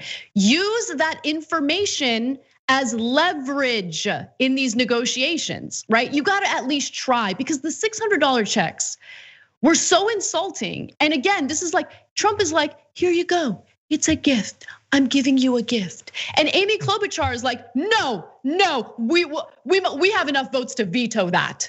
Okay, What is wrong with you? What's wrong with you? This is not it's embarrassing, honestly. It's incredibly embarrassing. And I can't believe she thought it was a good idea to sit there and make this argument. Now, do I think that Donald Trump ever does anything out of the kindness of his own heart? No, I don't. On the same day that he released that video, he also pardoned 4 war criminals, people who had been convicted of murder because they opened fire and used grenades against Iraqi civilians, including one 9-year-old boy who was shot in the head. So Donald Trump pardoned those people. Donald Trump is not a good person. He doesn't do things out of the kindness of his own heart. He does things out of self-interest. So what is the self-interest here? Donald Trump is super salty that Mitch McConnell isn't going along with his lies about widespread voter fraud. He's been attacking Mitch McConnell, pretty regularly over the past week. So he's probably doing this to put Mitch McConnell in a tough spot. Let him fight. Take advantage of that. What are you doing, Amy Klobuchar? And it just gives you a sense of how dumb and feckless some Democrats can be. Yep.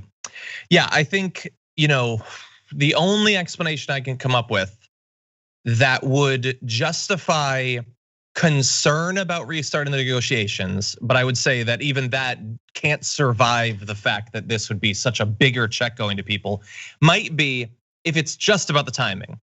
If it's enhanced unemployment is about to lapse and getting it restarted, even if it's included in a bill that eventually gets passed in a week or whatever, would kick people out of the system. They'd have to sign back up. That could mean a month or two wait for millions of people. Like if you're really concerned about that, or if you think that the government being shut down even temporarily would cause too much chaos during a pandemic, maybe that could be an argument as to why we need to really expedite this thing. But to have your initial reaction not just be so out of line with the best interests of your constituents, but it wasn't just like she got the breaking news and had to respond without getting what the party was gonna do. The party had already come out against her at that point. So she's against both the constituents and the party line. I don't know what position she's actually representing there. It does remind me of how she campaigned during the primary, because she kept referring to herself as a progressive, which was laughable. But then she would also just unapologetically tell voters like, I will do nothing for you. Like she's just kind of unapologetic about things like that. So I don't know if that's the mindset behind the statements that she made while speaking to Rachel Maddow. I don't really care. I just think that, first of all, the point that you made is fantastic. I mean, at that point, you have tweet after tweet, public statements from your own party indicating that they want to include the $2,000 checks. So did you not see that? Did you not consult with anybody? Why did you think it was a good idea to go on this show and go against something that, again, is wildly popular among voters across the board? But this kind of mindset, by the way, isn't just shared by people like Amy Klobuchar, corporate Democrats, corporate Republicans, corporate politicians. It's also shared by members of the corporate media. And I just want to show you how Stephanie Ruhle from MSNBC reacted to this news. So we're just going to show you a statement that she made and then the framing of her questions when she was interviewing a panel on Donald Trump's statements demanding more direct relief to Americans. So let's take a quick look at that. The big stimulus bill was a glimmer of hope, an important step for many people who are struggling. But last night, after Congress had already passed the bill and lawmakers went home for the holidays, President Trump threw a monkey wrench into the entire thing by saying he might not actually sign it. Here's what President Trump tweeted last night.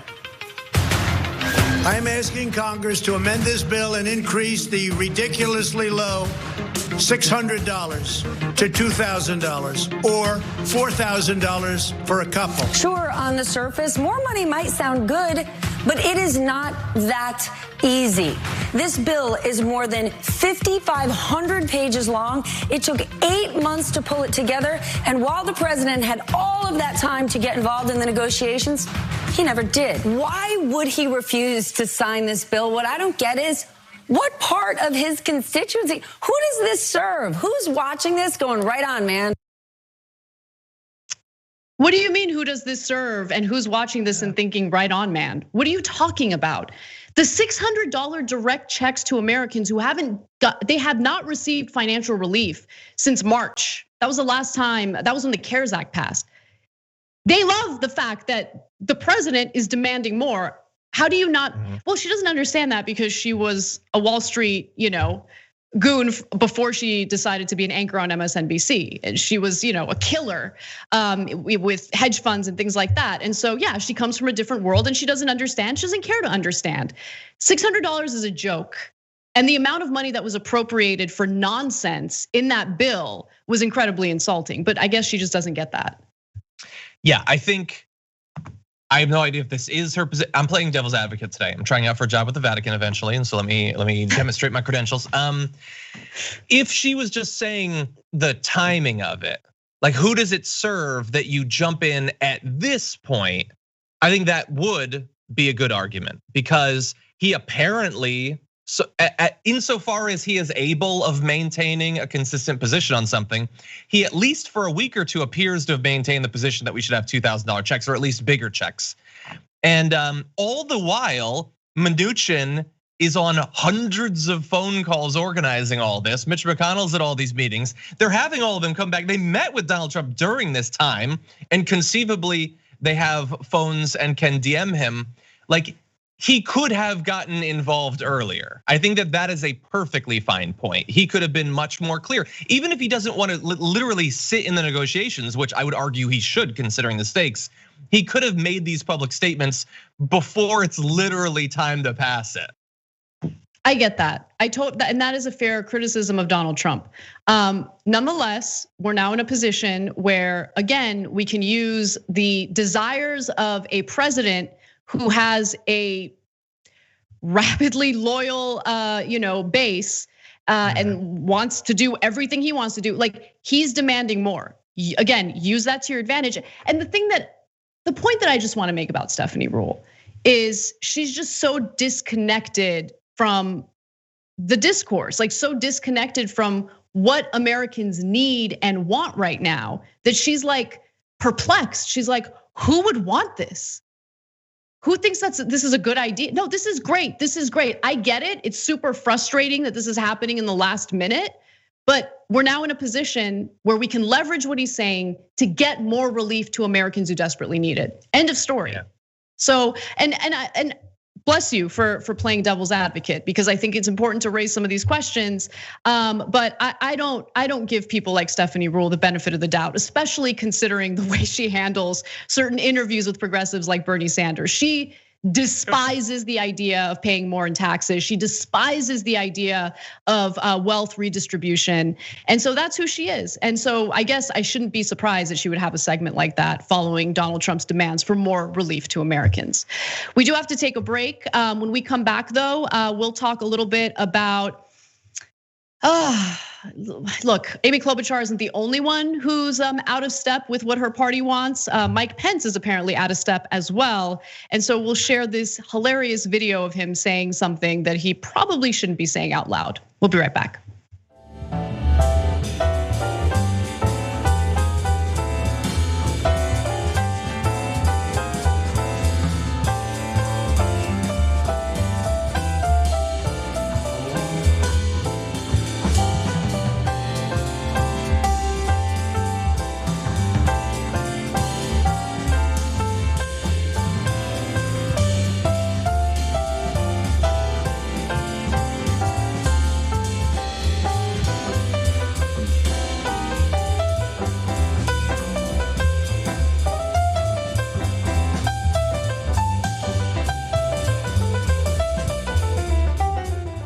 Hey everyone, welcome to our social break.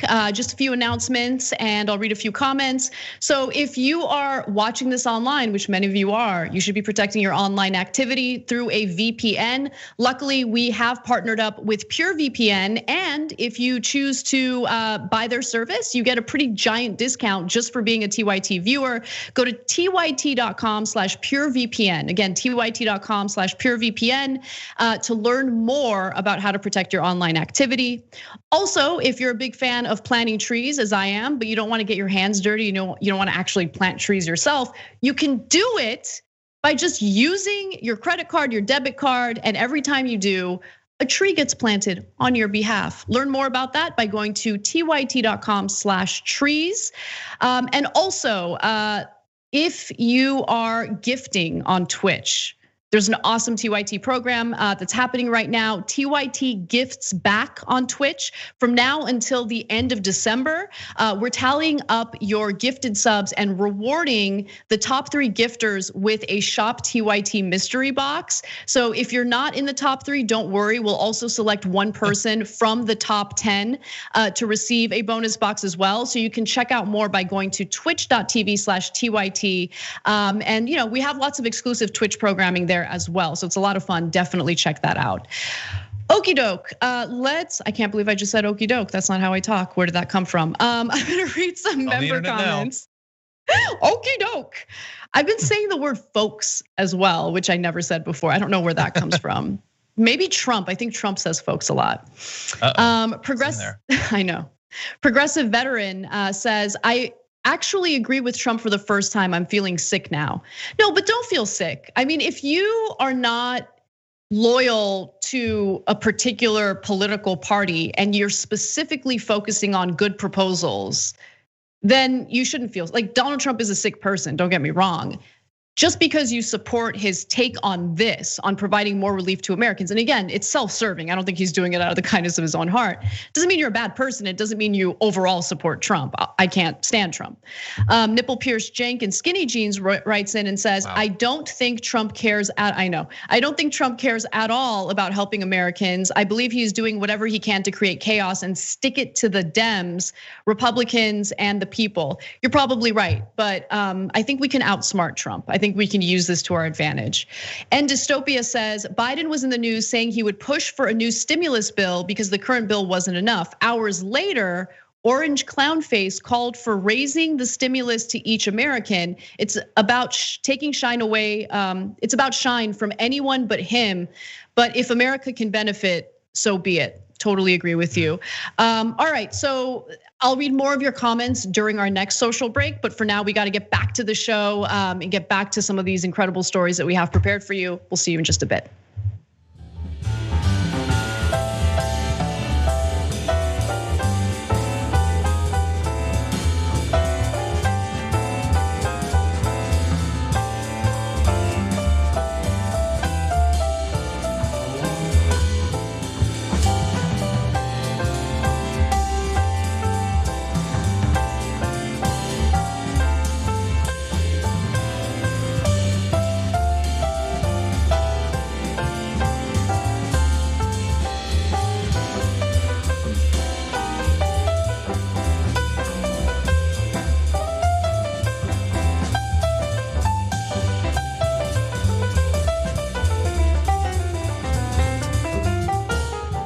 Hey everybody, welcome back to TYT. Anna and John with you.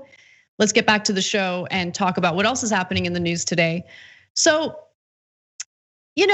while speaking to conservative students at a Turning Point USA event, which by the way was meant to help bolster Kelly Loeffler and David Perdue in Georgia, they're the Republicans in the Senate runoff race. Pence overtly admitted that he doesn't think it's right to help the poor. I'm not even kidding. Here's what he said. They want to make rich people poorer and poor people more comfortable.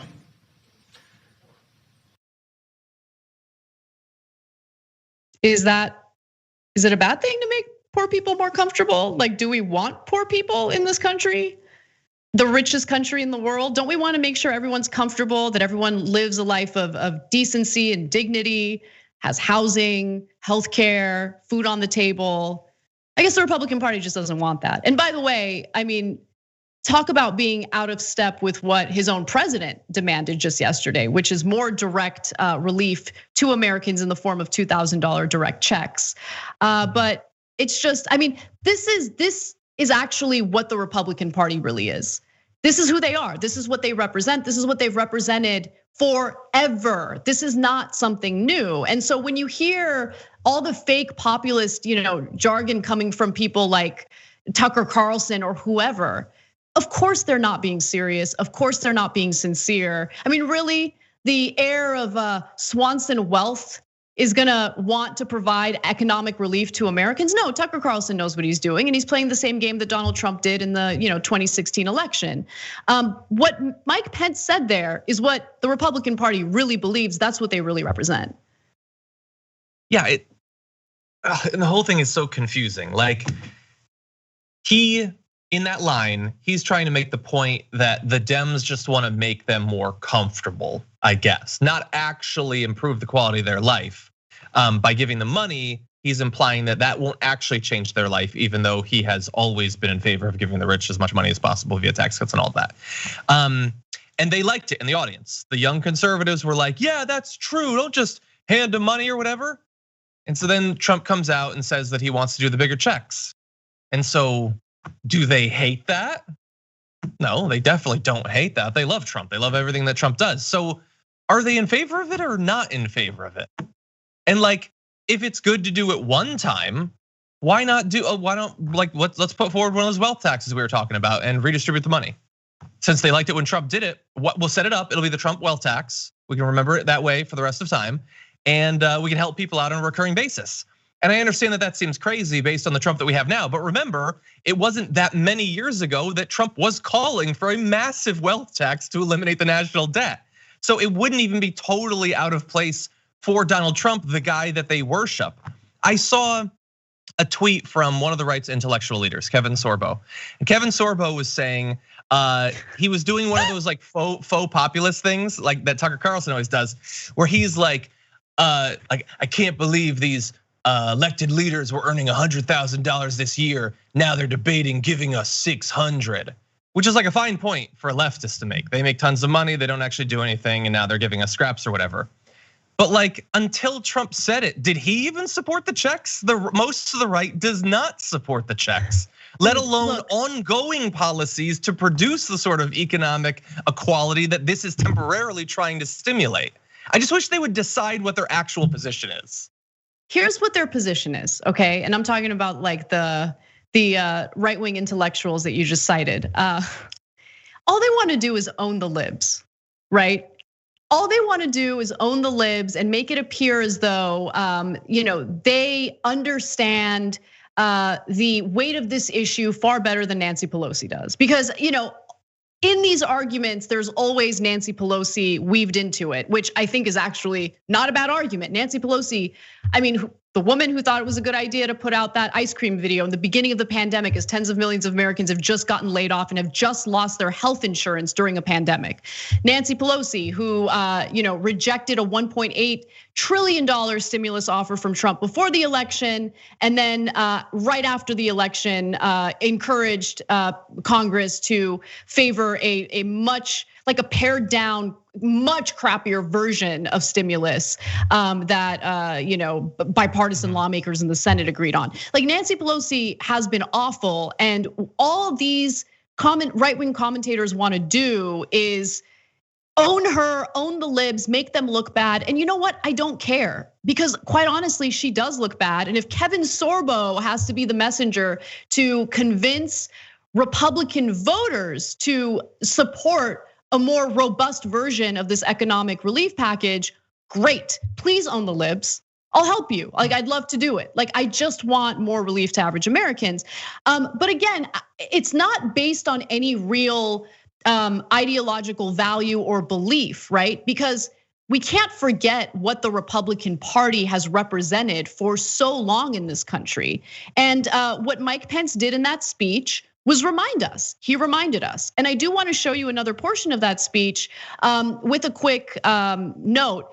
What you're about to watch is going to include B-roll that we included, that J.R. Jackson included, to kind of rebut the claims that Pence is making in the statements in this speech. So with that said, let's take a look. Under the guise of Medicare for all and a Green New Deal, Democrats are embracing the same tired economic theories that have impoverished nations and stifled the liberties of millions of people over the past century. But let's be clear. It was freedom, not socialism, that gave us the most prosperous economy in the history of the world.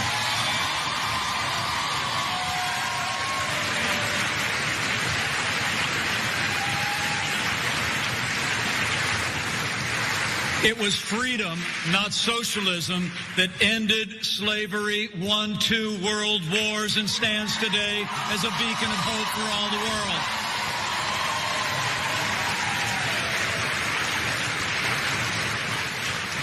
It was freedom, not socialism, that's moving us beyond the prejudices of the past to form a more perfect union and extend the blessings of liberty to every American, regardless of race or creed or color. It's freedom.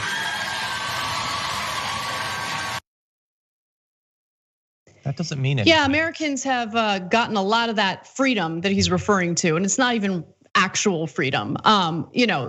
His argument is obviously complete and utter garbage. And the videos that were used to like as a counterpoint to what he's saying, I mean, just help you visualize like the real pain and suffering that people are feeling right now as a result of the Republican Party, with the help of establishment congressional lawmakers, pushing through tax cuts, deregulation, more goodies for military contractors, more war for military contractors. Like that's the freedom he's referring to there.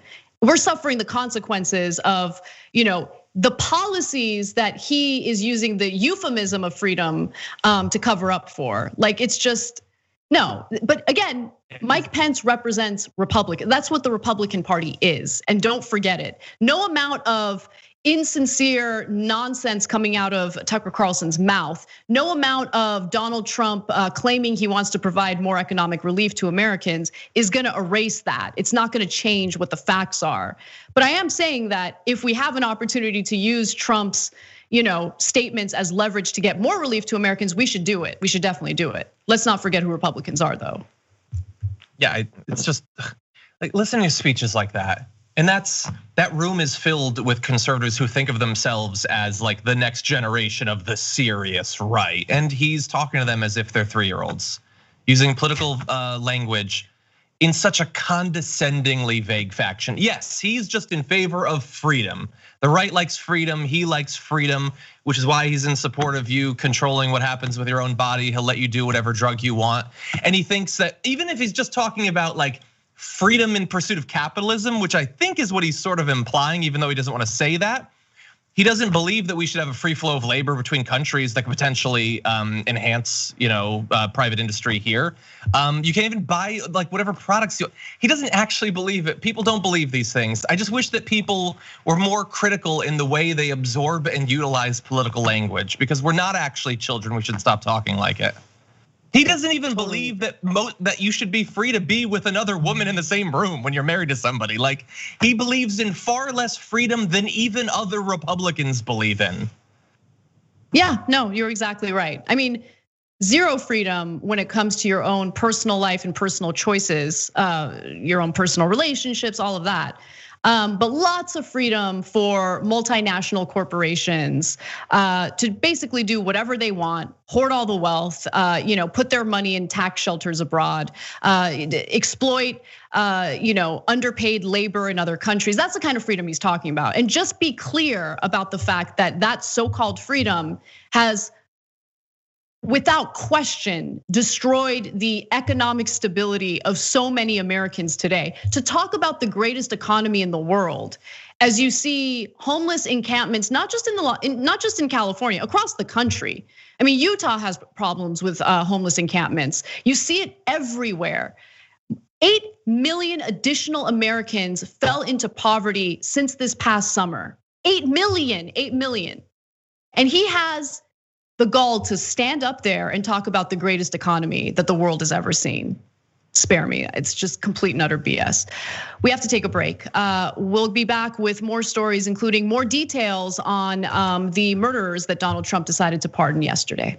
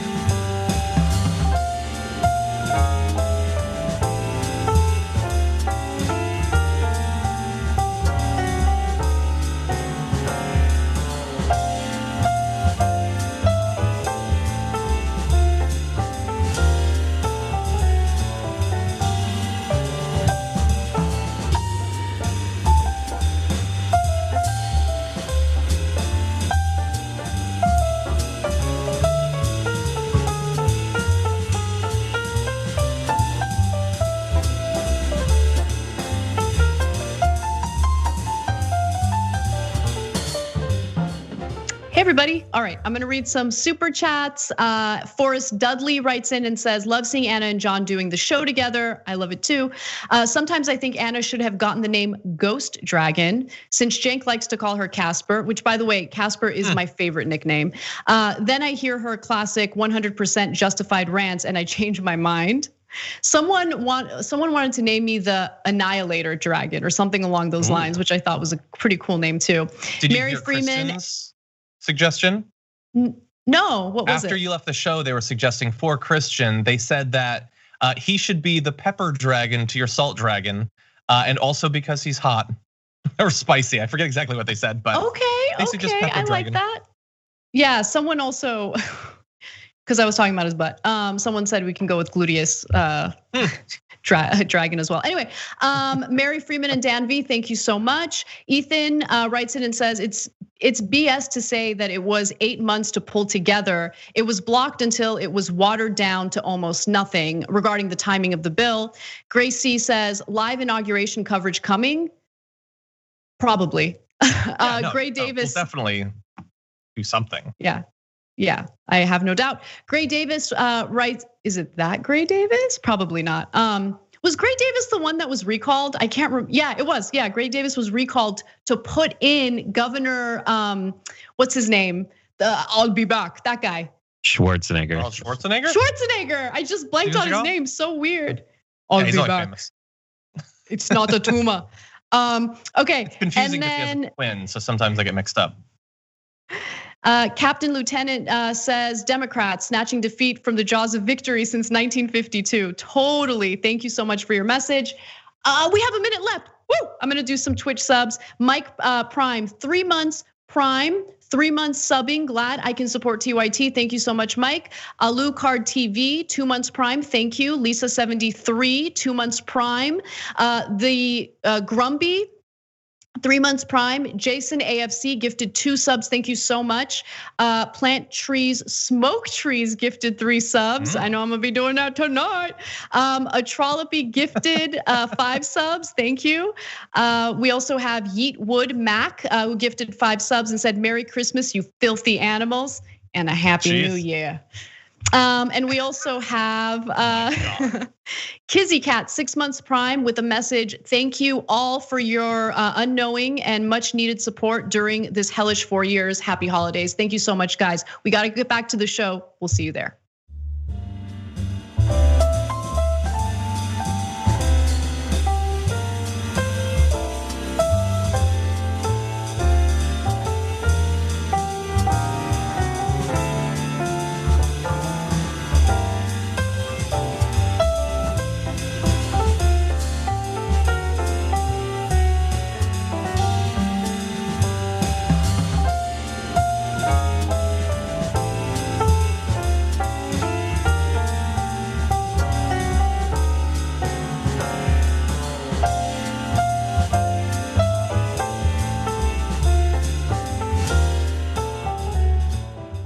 Hey everyone, welcome back to TYT. Anna Kasparian and John Idarola with you. If you're watching this live, I encourage you to share and like the stream. It's one of the best ways to support the show and get the message of TYT out there. So thank you if you've already done it, and thank you if you're about to.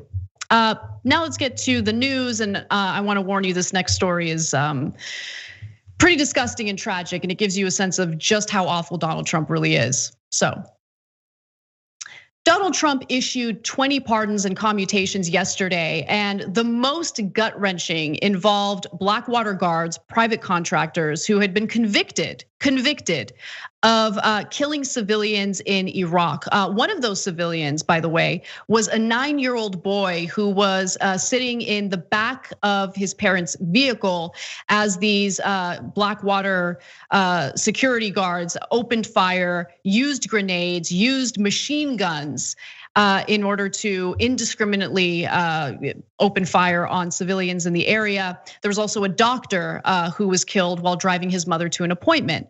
So to give you more details on how terrible this incident was back in 2007, the BBC writes that Nicholas Slayton, Paul Slow, Evan Liberty, and Dustin Hurd opened fire in Baghdad's Nisour Square in 2007 while guarding an American diplomatic convoy.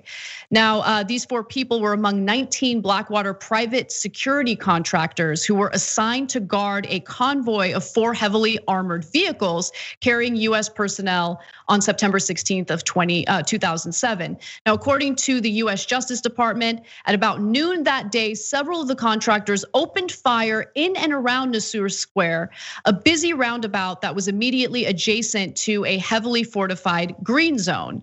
So they had claimed that it's the same thing that we hear from cops in America, right? They claim that they believe that someone was posing an imminent threat, that they needed to do something to protect the armored vehicles and to do their jobs. But there were quite a few witnesses there who ended up testifying in this case against these Blackwater private security contractors. When they stopped shooting, by the way, at least 14 Iraqi citizens were killed. They were dead. 10 men, 2 women, and 2 boys aged 9 and 11. Iraqi authorities put the toll at 17, but based on how the FBI investigated this, they said that there were at least 14 civilians who were killed in an illegal way. So there was an investigation into this. There was a trial. And so in 2014, a federal court found Slayton guilty of murder, while Slove, Liberty, and Hurd were convicted of voluntary manslaughter, attempted manslaughter, and other charges. Slayton was sentenced to life in prison, and the other 3 were handed 30-year terms, although the other 3 later had their sentences reduced, 15 years for Slough, 14 for Liberty, and 12 for Hurd. And so the point here is what they did was absolutely awful. And I want you guys to really visualize and understand how much this terrorized the local community there, how much this terrorized innocent civilians living in the area, many of whom had to witness the bloodshed that occurred that day during this massacre. So the New York Times had put out a video report on it back in 2014. I want to share some snippets of it with you right now. Let's take a quick look. A barrage of bullets sprayed Nisour Square, killing 17 Iraqis.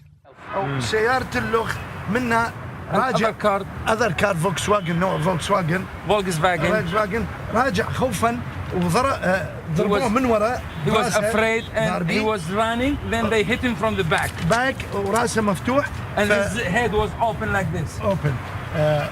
وشخص لابس جداشة ضاربيه بالصدر نازل. Mr. Wesso is one of dozens of Iraqis interviewed by the New York Times who witnessed the now famous Blackwater incident and have reconstructed it in similar detail. Mr. Wesso's account is startling because he is staunchly pro-American and a member of the Patriotic Union of Kurdistan Party. حينما خلصوا بعد 20 دقيقة من الرمي المكثف انتهت ماكو مقاومة ضدهم. هو أصلاً ماكو مقاومة تدري. US Army personnel who arrived shortly after the shooting said in a report that it appeared Blackwater guards shot at the fleeing vehicles. This video, obtained by the New York Times, supports those statements. It shows bullet-ridden vehicles pointed away from the square. The white truck appears to have been hit with a 40mm grenade, a weapon used exclusively by Americans. And we don't have a graphic for this, but I do want to share an excerpt from the attorney who represented the victims in this trial. He wrote about the young boy, the 9-year-old who was shot and killed in this massacre.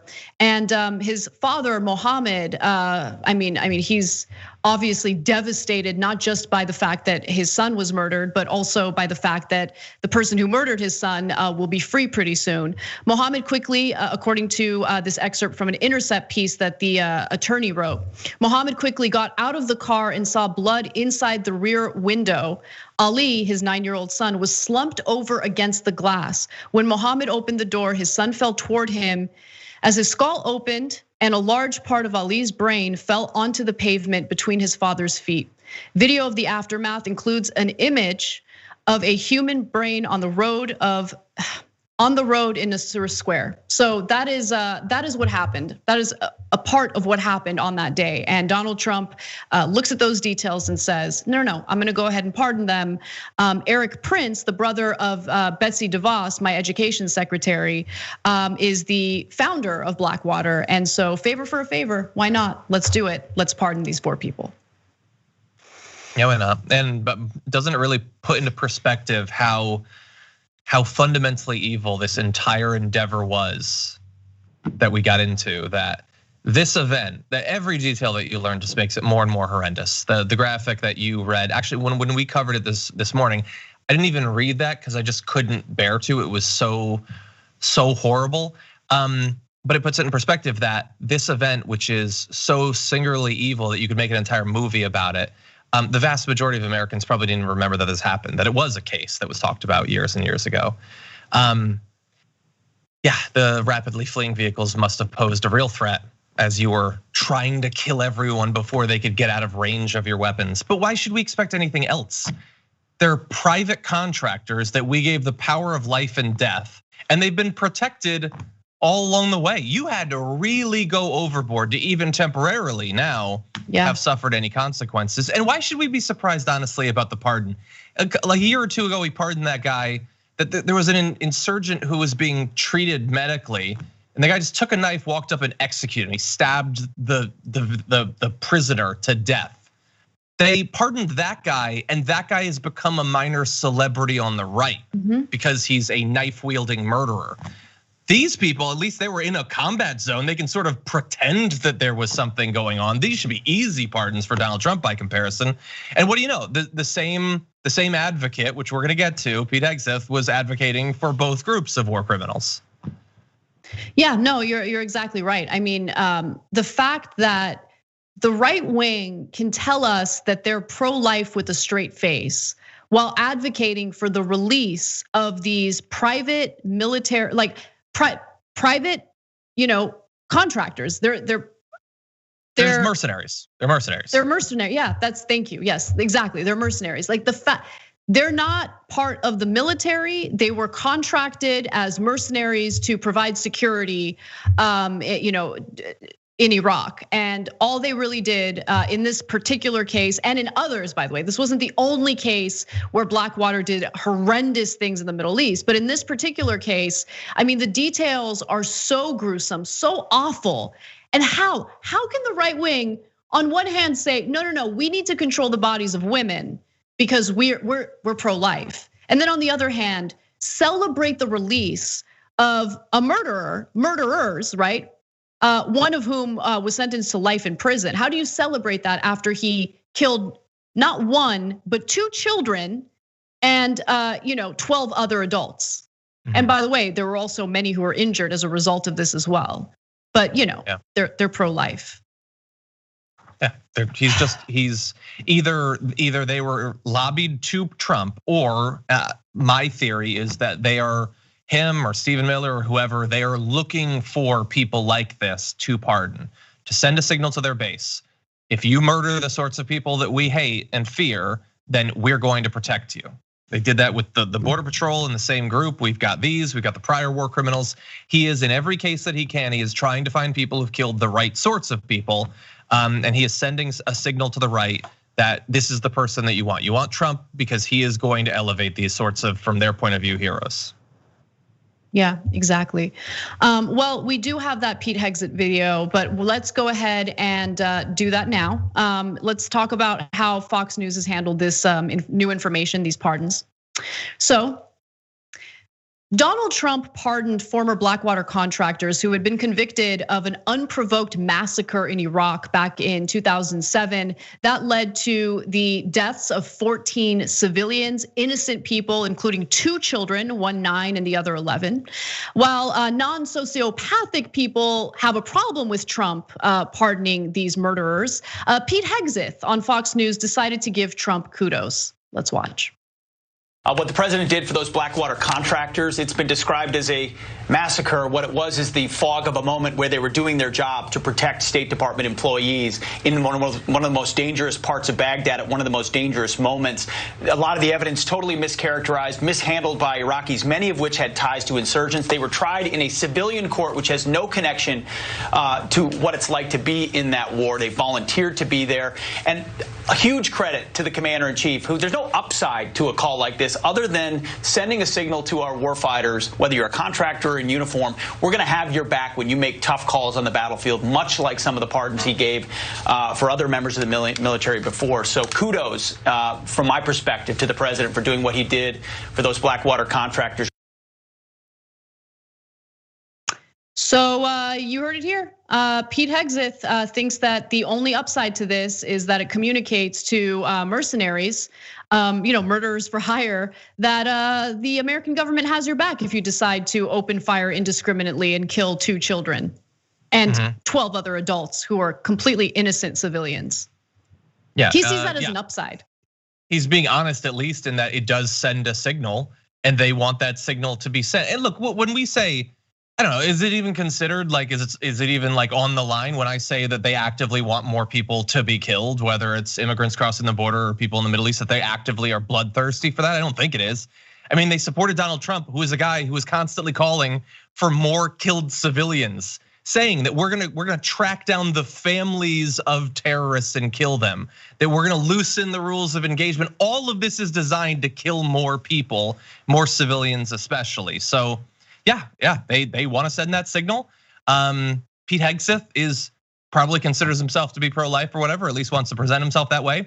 He is a defender of and advocate for war criminals, explicit war criminals. Not even like in this case where he says like there were ties to insurgents. There were children who were killed. None of them had any weapons. Oh, and it was in a civilian court. How that's unacceptable that our soldiers would be held to the same sorts of account for murdering, for massacring civilians that anyone else would. It's effectively in a war. It's in a war situation, but it's an act of terrorism against civilians. That is what happened there. But he's going to defend them in the same way. Again, he defended the guy who murdered a prisoner with a knife, stabbed someone to death, not in combat. They weren't locked in hand to hand. There was a person over there, he grabbed the knife, he went over, he killed the person. And Pete Hegseth could not defend this guy enough. He wanted him to be free to go out there, to live his life and possibly end others again. Yeah, and remember, I believe it was a Navy SEAL who did that. He then proceeded to pose in pictures with the dead body of the prisoner that you're referring to. And yeah, Pete Hegseth was on the record multiple times defending that soldier. And I want to remind everyone that after this massacre took place in 2007, military personnel showed up and they found overwhelming evidence that people were fleeing this indiscriminate shooting by these mercenaries, indicating that they were not actually serving as any type of imminent threat to these mercenaries. Prosecutors noted that they used machine guns, sniper fire, and grenade launchers. In the trial that Hegseth seems to be very critical of, please note that there were 30 witnesses who testified against these Blackwater contractors, and also an FBI investigation looked into this and found that 14 out of the 17 deaths, civilian deaths, were unjustified according to the rules of engagement for security contractors in Iraq. So based on our own FBI's investigation, they found that the actions that took place by these mercenaries were unlawful and that they should face the consequences for that. But Hegseth doesn't think so, Donald Trump doesn't think so. And just think about the type of message this sends to private military contractors who currently get hired to provide security in the endless wars that we engage in. This is a complete and utter disaster. And I just don't want to hear right-wingers ever tell me that they're pro-life again, because they're absolutely full of it. Evidence shows over and over again that they don't care about life. They don't care about human life abroad. They don't care about human life here in the United States as people are dying on the streets because of homelessness and the lack of income necessary to live a healthy and decent life in this country. They don't care about anyone anyone other than themselves, other than deregulation, other than tax cuts. And I'm so sick of them pretending as if they're the moral ones with the moral high ground. They are not. All they want to do is punish people for living their personal lives the way that they see fit. They want to punish women for making decisions about their own bodies. And they use all of this nonsense, garbage about how they're pro-life, when again, the facts don't bear that out. All right, we gotta take a break. So let's do that. Let me take a breather. And when we come back, we'll talk a little bit about Deutsche Bank. There's some drama involving some of the people that oversaw Donald Trump's hundreds of millions of dollars in loans. And later in the show, we'll also talk about, is there any fun in the show today? Yeah, cabinet wins. Later we'll talk about some cabinet wins, maybe. We'll be back.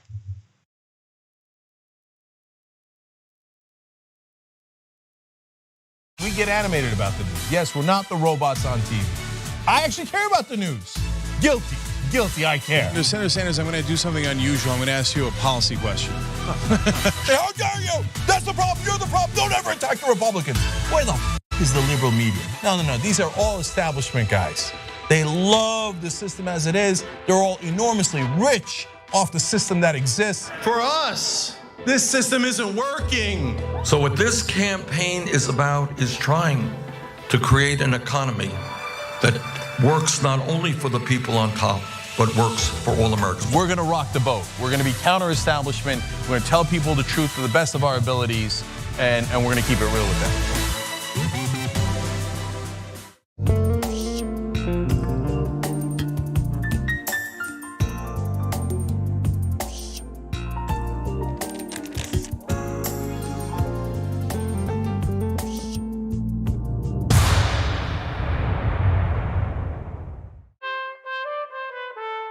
It's winter, and it's cold this time of year, isn't it?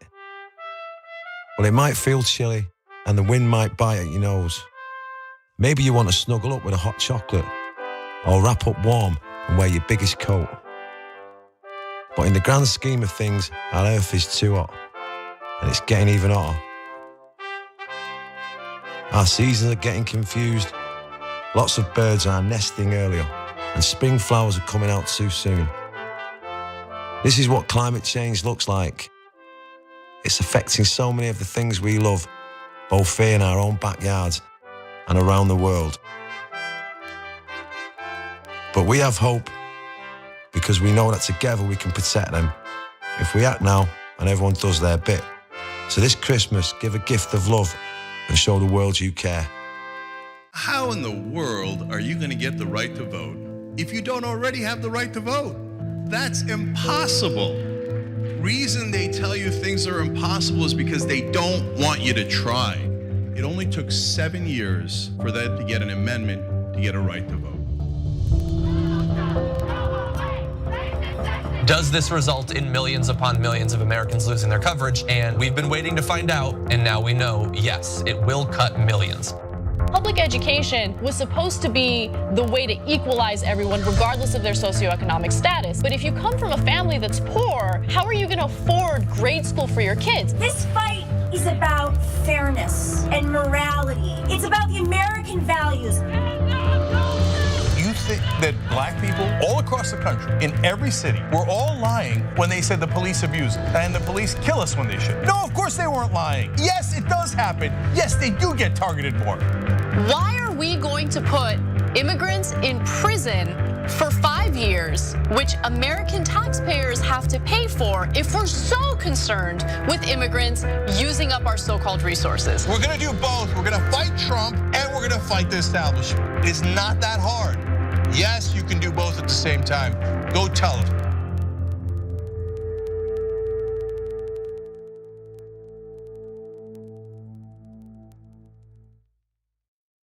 ShopTYT.com has new shirts like this one. And you're thinking, Cenk, what is that one? I can't see it other than the black. Yes, so I'll show it to you.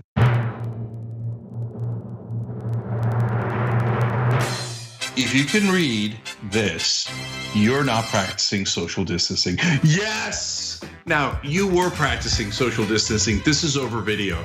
But overall, you get it. ShopTYT.com.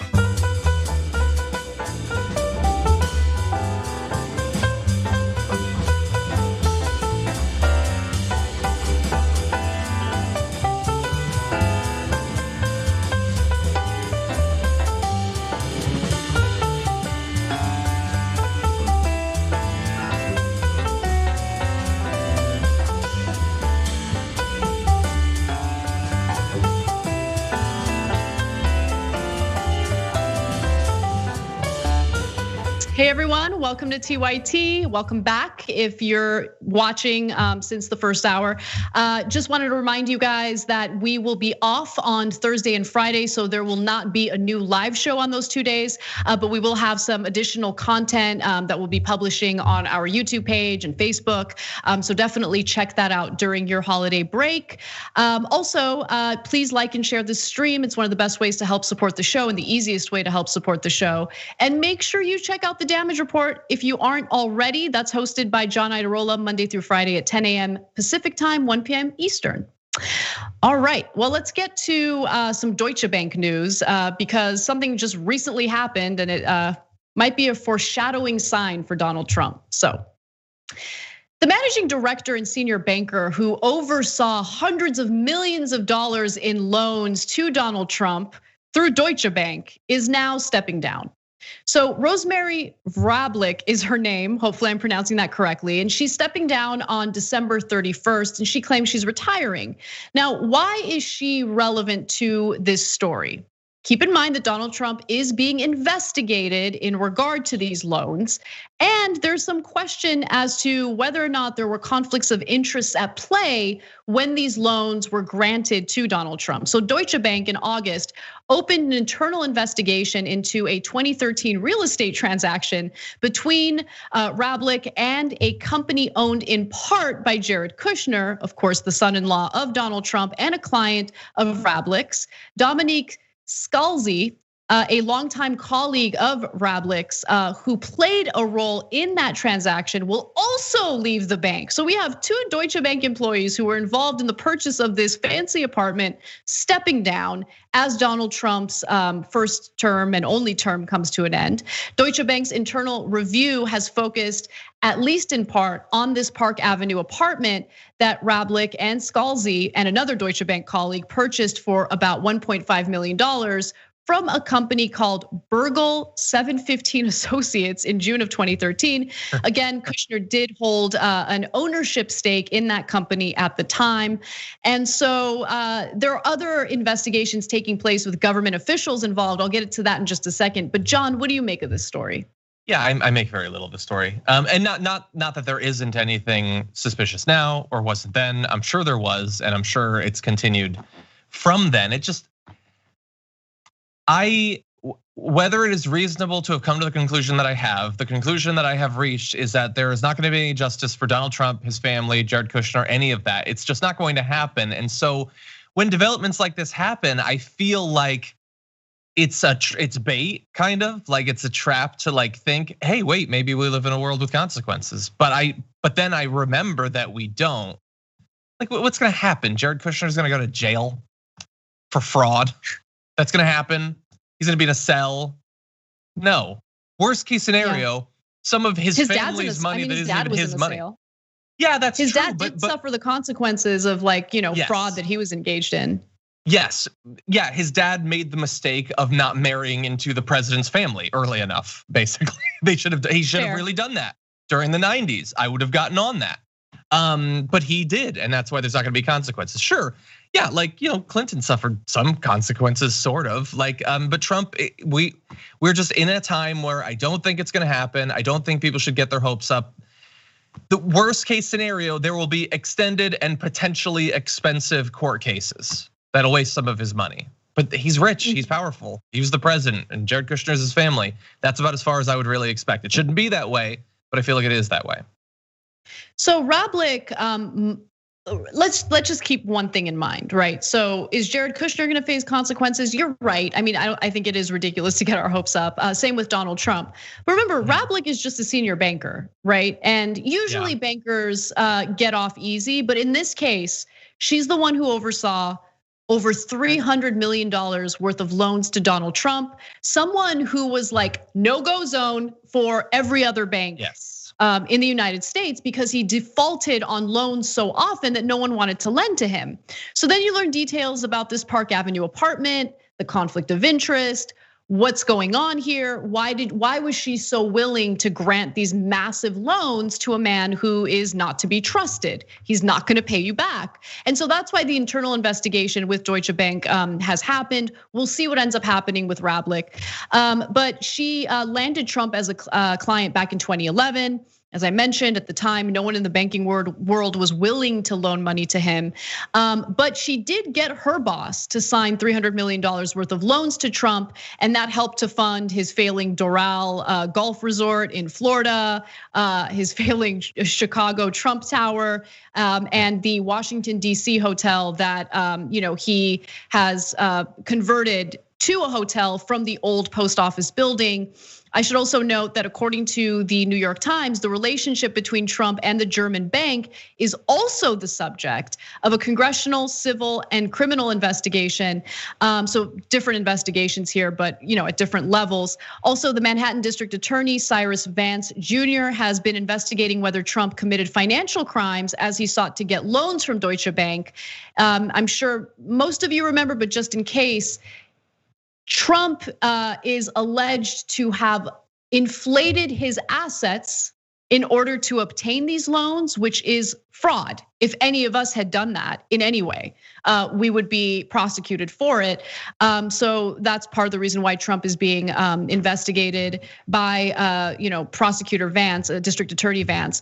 And in terms of the Deutsche Bank loans, Trump owes the bank at this point $330 million, and the loans come due in 2013 and 2014. Trump provided a personal guarantee to get the loans, meaning that if he fails to pay them back, the bank can pursue his personal assets.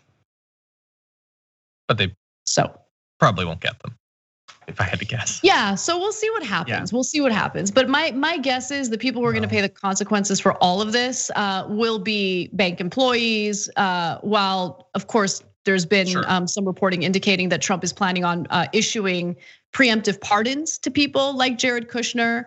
And so this could be part of the reason why that's happening. So obviously we'll see, and we'll update you guys as we learn more. Great. All right, we have some pretty devastating COVID stories to get to, and I think I want to all right, let's just do it. They're so depressing, John. It's so depressing when you go through the details of stories like this. So, a report by Kaiser Health News and The Guardian sheds light on just how many healthcare workers have died during this pandemic, and why so many of them have died during this pandemic. About 3,000 COVID-related deaths among healthcare workers in the United States have occurred since the beginning of the coronavirus pandemic. And so this 9-month investigation by over 70 reporters found these horrific details. One of the many reasons is dire PPE shortages, limited COVID tests, sparse tracking of viral spread, layers of flawed policies handed down by healthcare executives and politicians, and lax enforcement by government regulators have contributed to the deaths of more than 2,900 healthcare workers. This number is actually far higher than that reported by the US government, which does not have a comprehensive national count. So we had to rely on journalists to investigate this to give us a more accurate number. And there's a lot of inequality among healthcare workers as well. It really depends on how well these hospitals are funded. Workers at well-funded academic medical centers, hubs of policymaking, clout, and prestigious research, for instance, were largely spared. Those who died tended to work in less prestigious community hospitals, nursing homes, and other health centers in roles where access to critical information was low and patient contact was high. So John, I mean, I always appreciate your reporting on COVID because you do a really good job in keeping track of the numbers and reminding your audience on a regular basis of how serious this is, how we shouldn't lose focus on how serious this is. And so, yeah, I wanted to get your thoughts on this new reporting. Yeah, it's devastating. Like any way that you slice up the numbers is gonna be terrible. But like if you picture, yesterday's death count, which just got updated. So that was 3,379 deaths reported in one day. If you picture all of those people clustered in one group, it is like so horrifying that we've become, I guess, even us who care about this, let alone the ones who don't, been inoculated against the horror of it. But you should be horrified. But when you imagine a crowd that size of just the doctors and nurses, like the frontline healthcare workers that we sort of imply popularly that we really respect and care about. And I'm sure many individual people who aren't in a position of power actually feel that, but those who were in a position to save more of those lives chose not to. They might have tweeted about how nurses are great or whatever, but they didn't actually care to save their lives. Don't think that that's horrifying. The idea that you could have thousands, we shouldn't have lost thousands no matter what, let alone tens of thousands. The idea that you could do so in one industry, basically, that you could have that number of doctors, or you could have that number of people who work in food processing plants or something like that. I mean, God only knows the number of people who had to continue working in food service, groceries, those sorts of things during this time. It's just horrendous. Every story like this is a reminder of how unnecessary and needless it is. And when you mash it up against, and I'll only mention this because I don't think that we're playing the video, all the videos that are now being shared on Twitter of like the Republican year-end Christmas parties, like Matt Gaetz doing karaoke after, like on day one wearing a gas mask because he thought the hysteria around COVID was so hilarious. Or, the Republican group in New York of them doing a conga line, because we nailed it. And it was a great year, and we're still alive. Hundreds of thousands of people have died, but it was a fun year for us. We're gonna have fun and dance and stuff.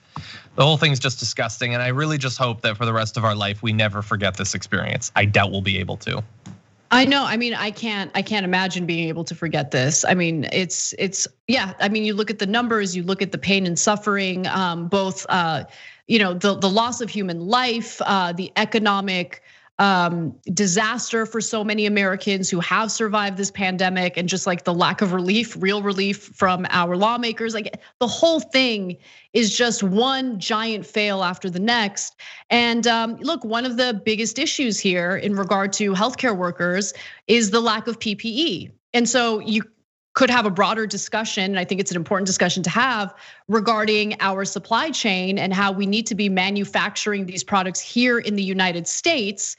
So we actually are prepared. We're prepared for something like this, and we don't have to rely on other countries who provide these products, personal protective equipment. But remember, in the beginning of the pandemic, on February 7th, Secretary of State Mike Pompeo bragged openly on Twitter, and this tweet is still up, about sending PPE to Wuhan, China. So here's Secretary Pompeo writing on February 7th, we have coordinated with US organizations to transport more humanitarian relief to people in Wuhan. Personal protective equipment and other medical supplies donated by these organizations can help save lives in China and help protect people from the coronavirus. Yeah, I mean, our own healthcare workers desperately needed that as well. And it was just one bungle after the next. Sorry to use a funny sounding word in such a serious story, but you get the picture. Just lack of preparedness, lack of, by the way, the unwillingness to tap into private companies to produce the products that we needed, the personal protective equipment that healthcare workers needed in the beginning of the pandemic. Trump refused to do that. And then I want to give you a few more details from this Guardian report.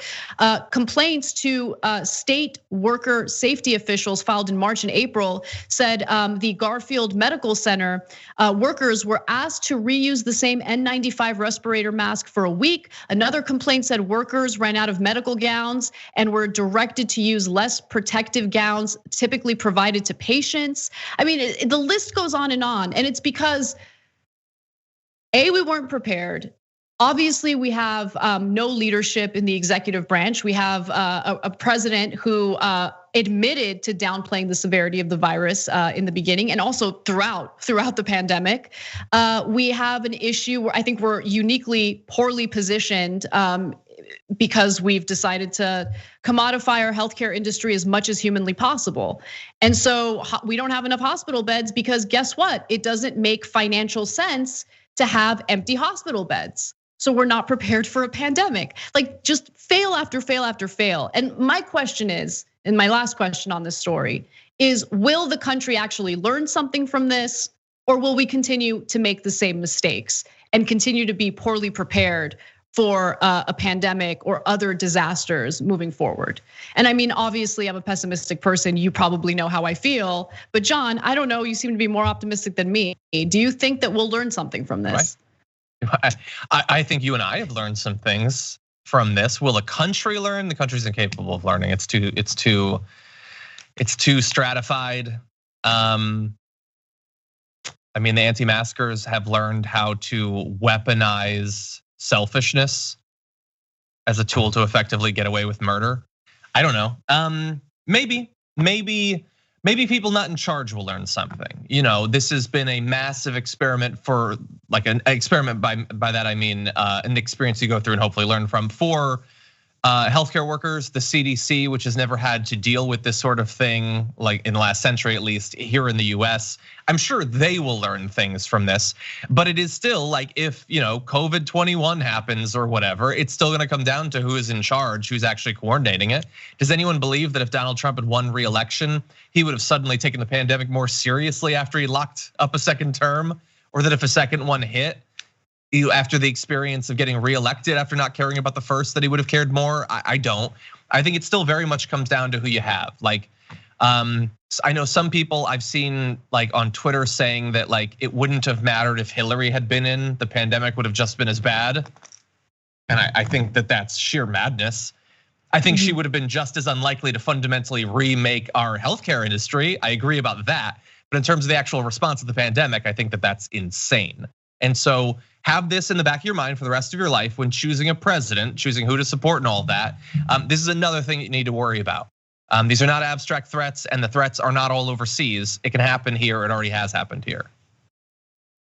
We got to take a break, but when we come back, I'll talk about one of the issues that's made us uniquely awful in responding to the pandemic, and that's money in COVID politics. So you don't want to miss that story and more. We'll see you in just a few minutes.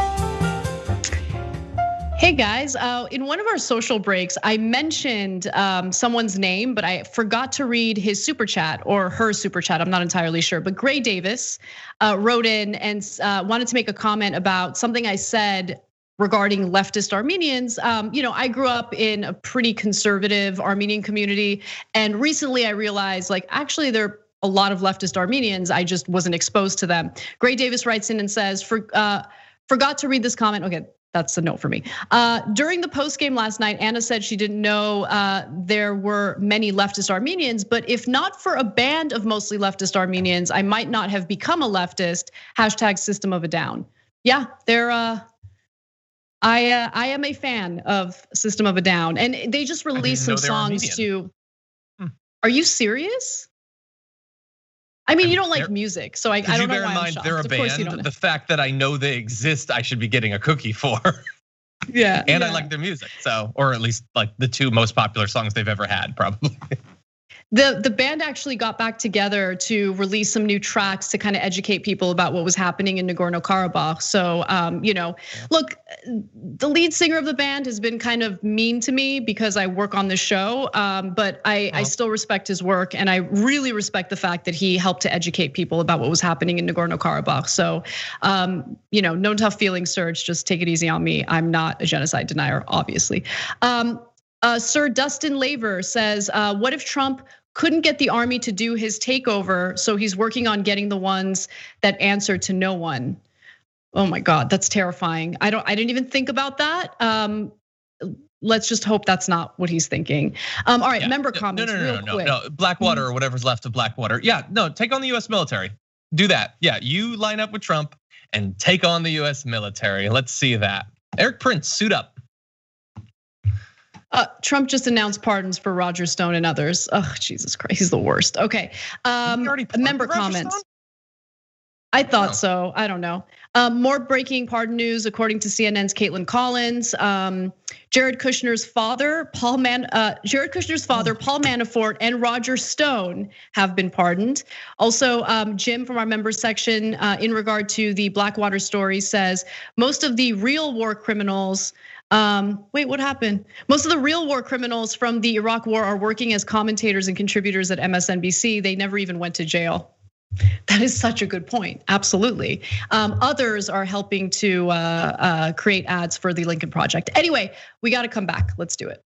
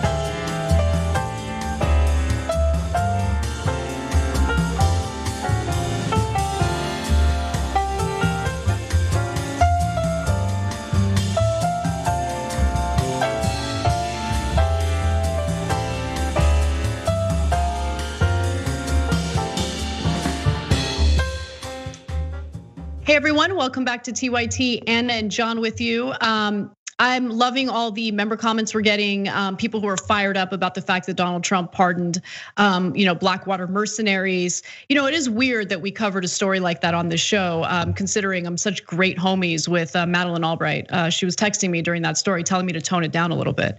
I'm obviously kidding, but let's talk about money and COVID.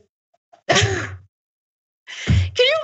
With all this anti-war stories we've done on this show, can you imagine me being like homies with, anyway, that's beside the point. This is nonsense Twitter drama that we don't need to get into, but we should talk about corruption and how it's impacting decisions that are being made during this pandemic. So, the vaccines rollout has intensified, this campaign by lobbyists to get people in their industries to skip in front of lines. And then when you look at specific cases, like in California, certain industries don't have to abide by social distancing and lockdown orders, while other industries, like restaurants, for instance, have to shut down, no outdoor dining, and the only thing people can do is keep their restaurants open for takeout. And so I give you that detail because there was a video that went viral recently featuring a restaurant owner in Sherman Oaks, California. And she witnessed something pretty awful once the second shutdown order was handed down by Gavin Newsom. Now I wanna show you that viral video, and then I'll tell you exactly why she's experiencing what she is in the clip. I'm losing everything. Everything I own is being taken away from me. And they set up a movie company right next to my outdoor patio, which is right over here. And people wonder why I'm protesting and why I have had enough. They have not given us money and they have shut us down.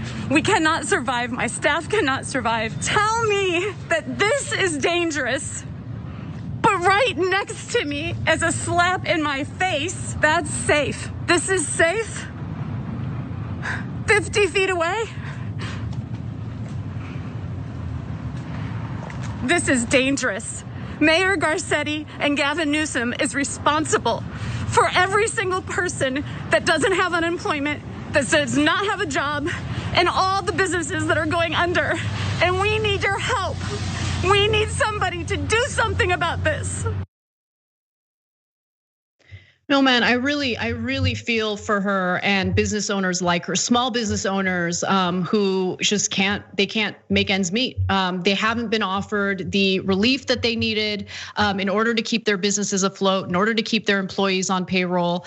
And then at the same time, they get hit with this double standard. They have to shut down while film studios, production companies get to set up shop and essentially have tents that look exactly like the tent that she set up for outdoor dining.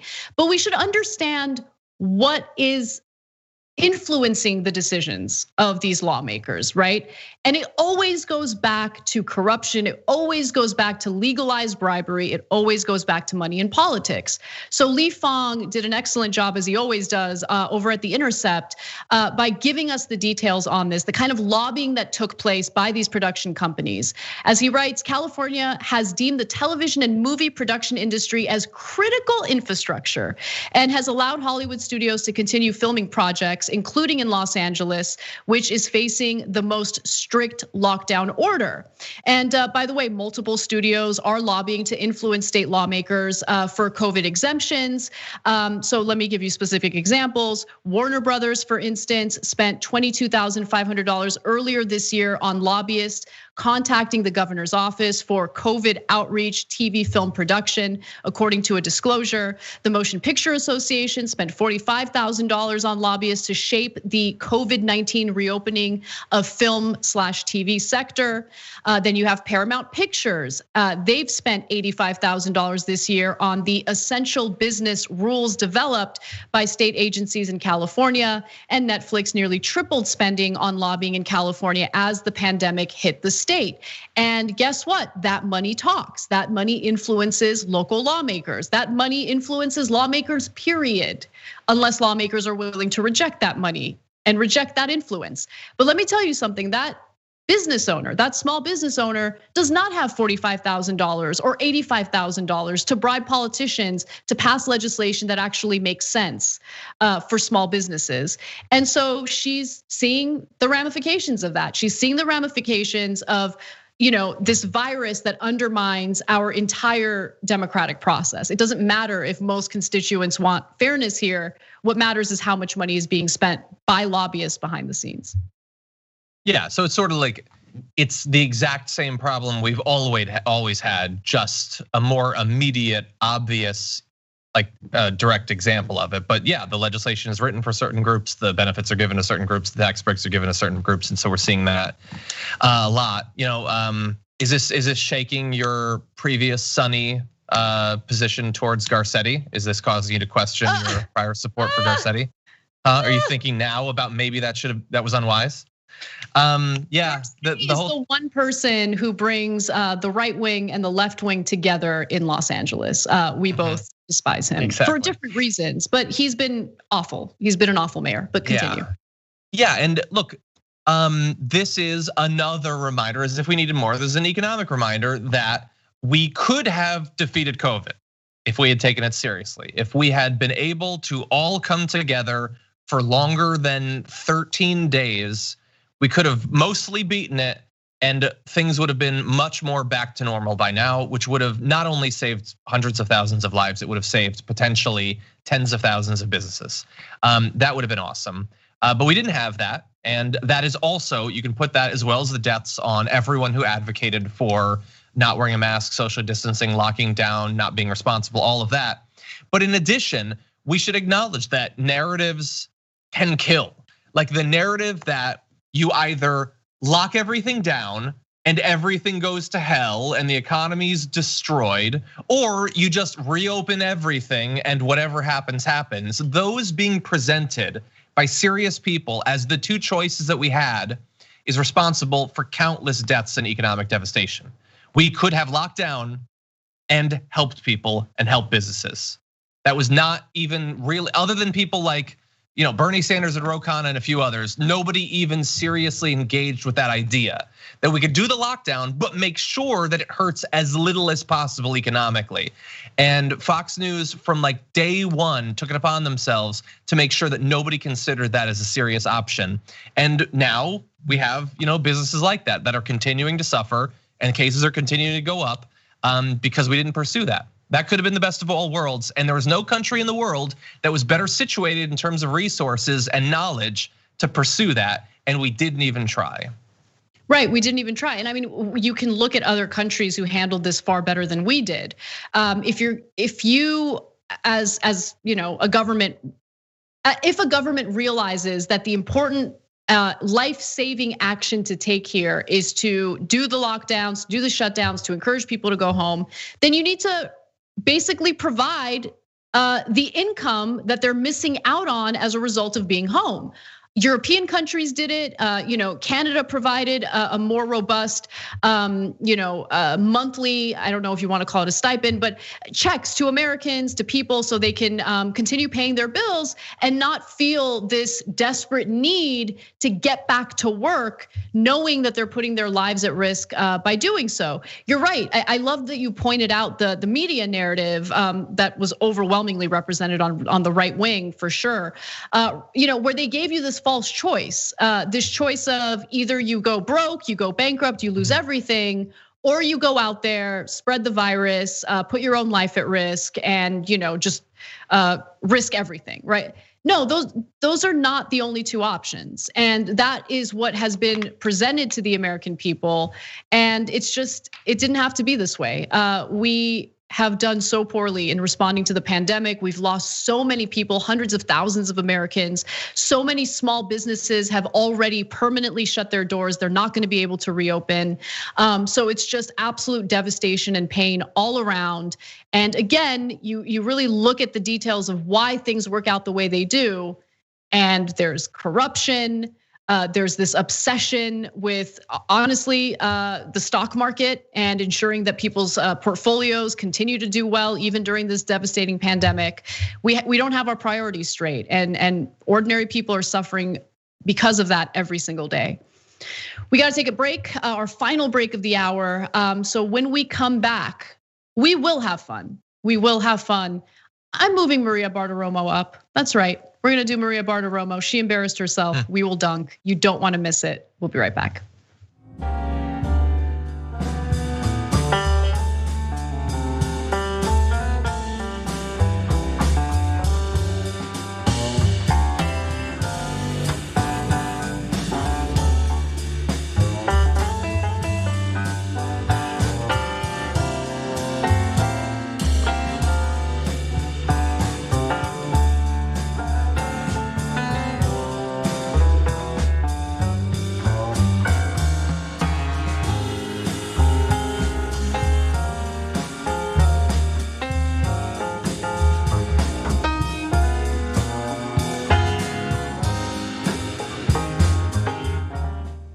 Hey guys, our final social break of the show.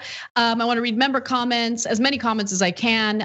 So let's start with Jess, who wrote in and says, I didn't hear Pence complain or blame socialism for anything when he was getting the best medical care, got tested for coronavirus, or when he got the COVID-19 vaccine, or how about when Mother was spending his salary that American taxpayers provided. Jess, 100%. In fact, okay, please check out a piece in Jacobin regarding the vaccine, because it gives you the details on how that vaccine was developed. Contrary to what most people think, myself included, prior to reading this piece, the development of this vaccine was in the works for years and was funded through government money.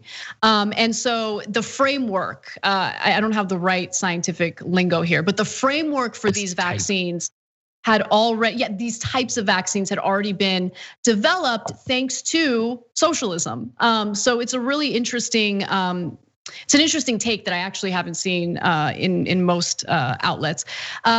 We also have a message from No More Trigonometry. One of those Blackwater guys continued shooting after everyone stopped firing and didn't stop shooting until another Blackwater guard pointed his weapon at him. Just goes to show his mindset and how he had every intention to kill. Yeah, and again, I mean, it takes a lot for anyone involved, even private contractors in, the wars that we engage in, to suffer consequences like this. So the investigation, the 30 witnesses who were there and saw everything and testified against these mercenaries, all of that evidence led to these convictions. It's not like they were just accused of something and then we just threw them in prison. No, what they did was horrific and there was overwhelming evidence of that. All right, we have a lot more time, which is good. C or J, likely C, has a question for John. Loving the music, Bart. I'm baking Christmas cookies and enjoying the theme. Johnny Pie, have you started baking yet? I have done a tiny little bit of baking. My mom, for like my whole life, had a certain number of different types of Christmas cookies she makes. And so I've started, I've only made one. It's these like chocolate nutty pretzels, but I didn't make them as pretzels because that's way too hard. And for some reason, this is gonna sound weird. Whenever I make cookies, the dough that I end up having to like mold is like way wetter and stickier than it feels like it's supposed to be. I know I'm coming across like Ben Shapiro right now, but like I really feel like it's not like it's supposed to be sort of like a solid thing that you mold and then you put it down. For me, it's just peanut butter. Like I don't understand what I'm doing wrong. I'm following the instructions. But anyway, they taste good. You're the best. You're just the best. You're the best. You're the best. You're the best. You're my favorite person on the planet. Lily Negron from our super chat section says, I'm a little late, but the B-roll JR made with Mike Pence's voiceover would be a perfect commercial to market as an example of the last 4 years we've had to endure. I would love to see more of it. Thank you so much for that kind message. And we're gonna get right back to the show.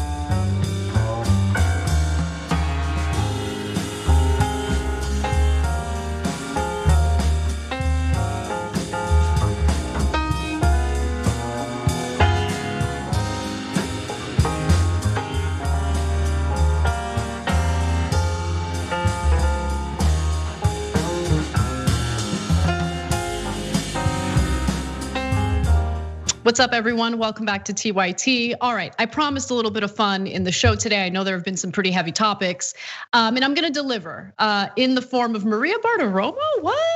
No, but really, she got duped, and it's fantastic. So, Maria Bartiromo from Fox Business got punked today, and she later had to issue an apology because she thought she was interviewing the CEO of a meat processing company, which, by the way, has a South Dakota plant that had 900 workers contact coronavirus. So not good news.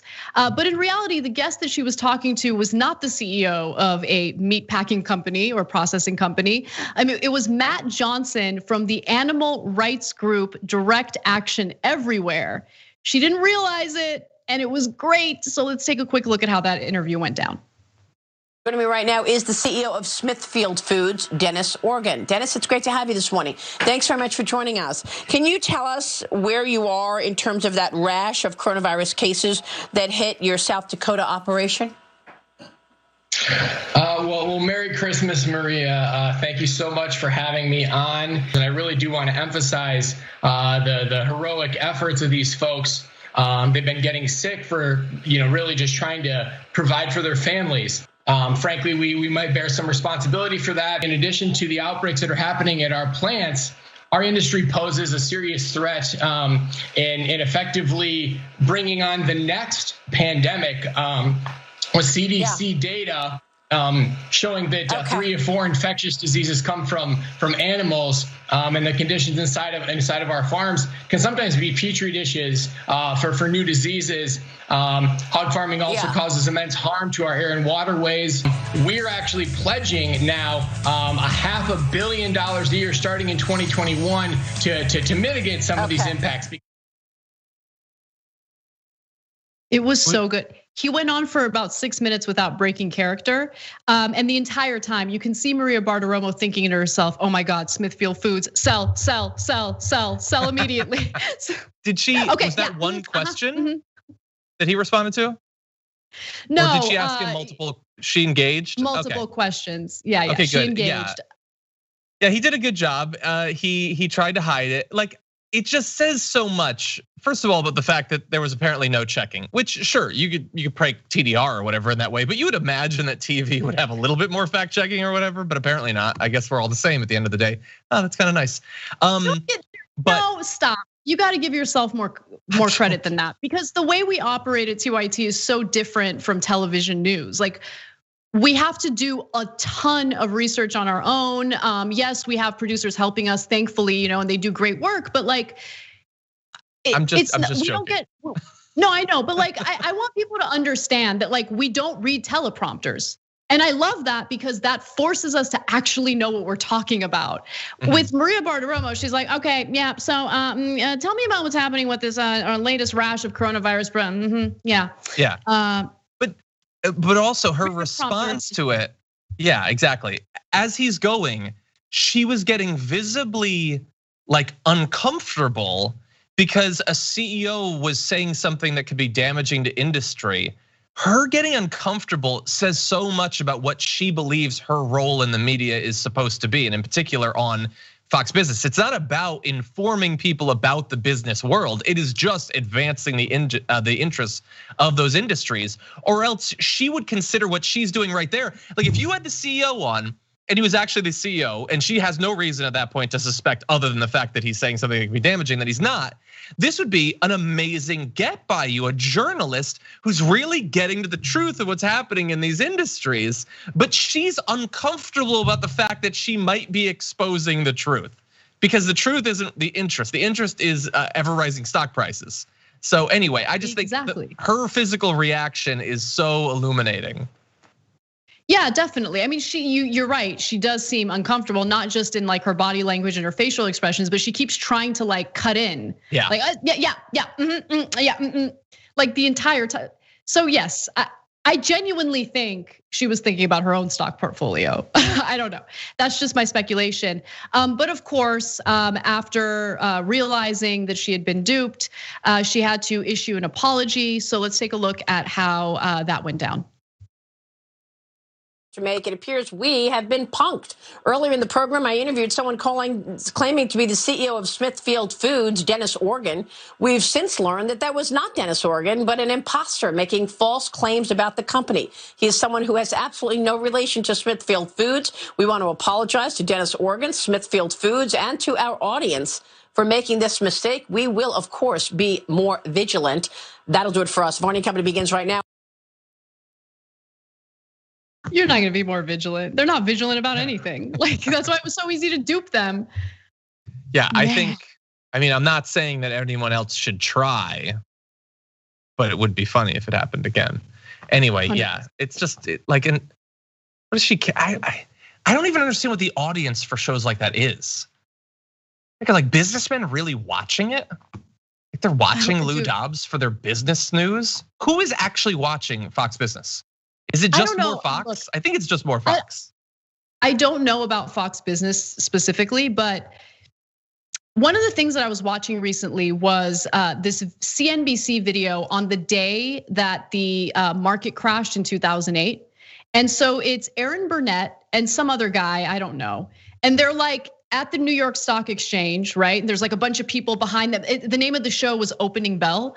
And so they're just standing there in this like crowded room with a bunch of commotion. I don't understand what like really happens in these situations, right? You have like the hey, they're like yelling at each other and they're making calls and there's all this commotion's happening behind the scenes. Opening bell, you see what the numbers are, you see what the Dow is, and it opens incredibly low and it just keeps going lower and lower and lower and low. And literally the whole point of these two CNBC hosts, Aaron Burnett included, is to just like regurgitate what the numbers are. That's all they do. And it's like, it reminds me of weather reports, like local news weather reports, where you have like a scantily clad weather girl who's like telling you what the temperature is. And it's like, why do I need to watch this? I mean, I know why some people watch it, but like, why do I can just check my 78 degrees outside. Let's move on. We're done. We're done with it. Yeah. But I feel the same thing about these CNBC shows where they're just like regurgitating numbers from the stock market. And it's like, okay. But anyway, the best part about that video was as they were noticing that, the market wasn't doing well, they were in complete denial. It took them like 30 minutes to finally acknowledge that like, oh yeah, stock market crashed. It's an incredible video. I'll find it eventually and show it to the audience in the post game, but it's incredible. Anyway, I do want to just quickly mention that more than 900 workers at the meatpacking plant in South Dakota were infected with coronavirus. Reminds me of the Tyson story that we've shared with you, the Tyson meatpacking plant in Waterloo, where the employers there are being sued for wrongful death. So many of their employees contracted the virus and later died. So it shows how quickly the virus spreads, especially in these meatpacking plant environments. And so an interview like that with the CEO of Smithfield Foods would actually be fantastic on an outlet like ours, because we'd want to ask some real questions. But yeah. We should launch a business show, TYT Business, but it's actual critical coverage of what's going on with major industries in America. Like, isn't that a novel idea that you'd have a thematic focus on a bit of news and it wouldn't just be fluff pieces and fluffing? Yeah. Almost literally. Yeah, it would be. Yeah, I would love to do a show like that. It would be hard to get guests on it, at least guests from industry. But I think that would be a fantastic show, and I would love to do it. Our guests would be FOIA documents. Anyway. Yeah. Well, I do want to fit in one more story. It's a little bit more of the good news feel that I want to share with you guys. So Biden's cabinet. We've been pretty tough on Joe Biden and his cabinet picks, with the exception of a few people. However, when it comes to his economic team, there is a little bit of good news. Biden has selected 3 new economic advisors who seem to be a little more focused on fighting against the inequality that many Americans are suffering from today. One of the advisors is a former economic policy director to Senator Elizabeth Warren. Let me give you the details. So Biden's transition team announced that Bharat Ramamurthy, who was or has advised Warren as a senator and a presidential candidate, will serve on the National Economic Council with a focus on consumer protection and financial reform.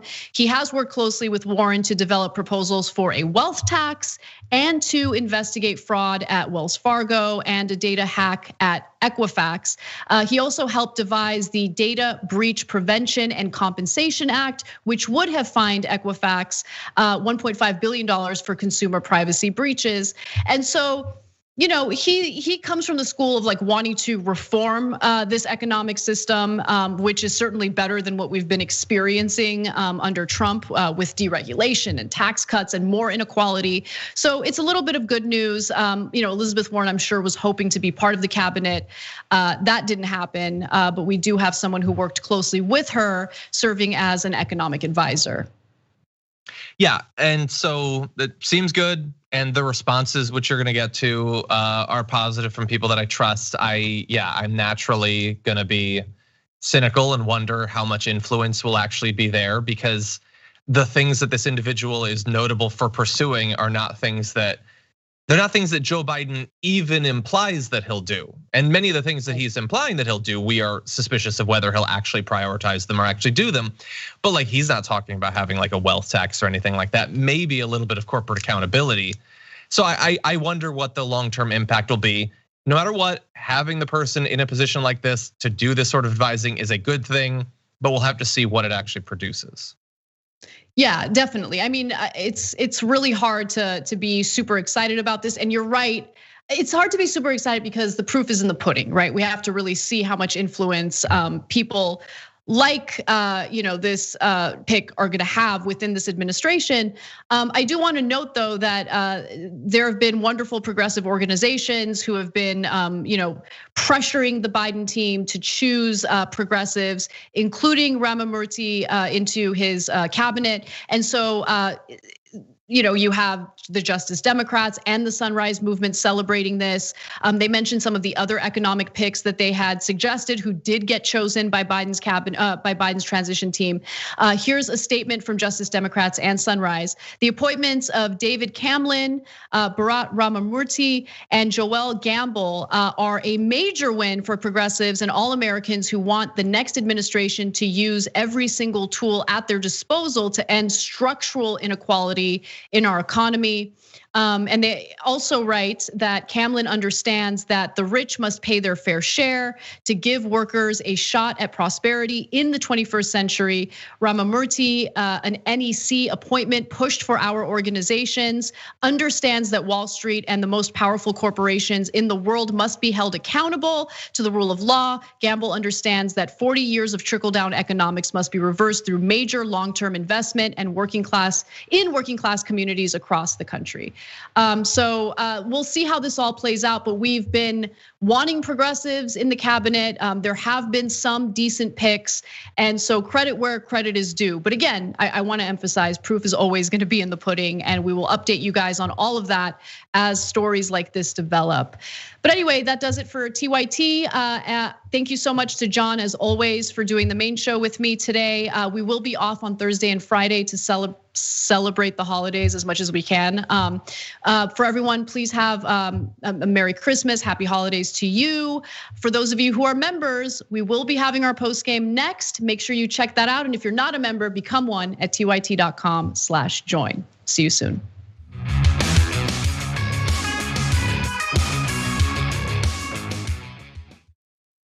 Old school is pitched to me from Jank. It'll just be me, you, Jesus, Ben, and maybe Michael. And we're like, okay, cool. I can do that every week. As you can see, me, Jesus, Ben. When you make the order, it says, don't exceed $20.01. So I'll just order literally anything to get it as close to that as I possibly can. I'm sorry that I ordered $45 worth of food and got an email saying, sir, would you like to rethink that? What are you talking about? I was in hell. I was just like, oh my God, the theater's empty, nobody's here. Everyone on screen keeps fucking cursing. Why did I let this happen? And the whole thing looks like it was shot through a glass of milk. My mom's gonna be so mad. If you're looking for a heart attack, the short way, baby. Wrong, I did put mayonnaise on it. I'm the most in shape, overweight person you'll find. That's right. He was like, why didn't you answer my call? I called you 39 times. Yuck. But what makes you stop right before 40? What makes you say, nah, man, I ain't doing that no more. I'm cool. And I called you back on the air. And I was like, okay, Kevin Smith, big shot. What the you said you'd come on and you didn't come on. I'm sure I took that very well. Yeah, you did. You called me back the next day and said, I thought it was 7 a.m. And there's now deep fake porn. I don't know if you guys have heard of this. Heard of it? I just had some in the car. I'll tell you who I'm not f***ing, Ben Mankiewicz. Have you guys ever felt that? Not ever. And now it's just the three of us. This is the intimate hour. By the way, the last half hour of this, we're not even rolling. Fair enough. Right, man. See, I watch movies. I'm done with both of you.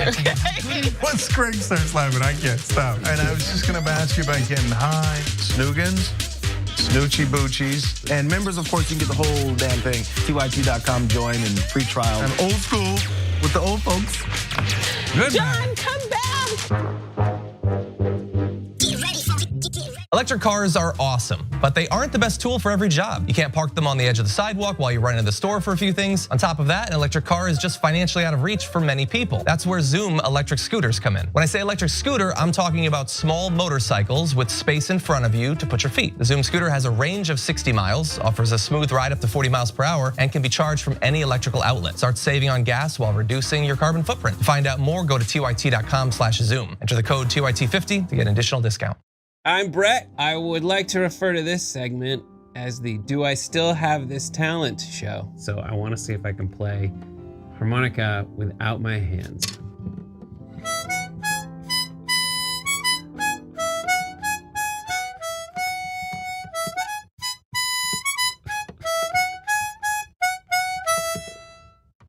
I don't know why I have that. Nothing's gonna be more impressive than that.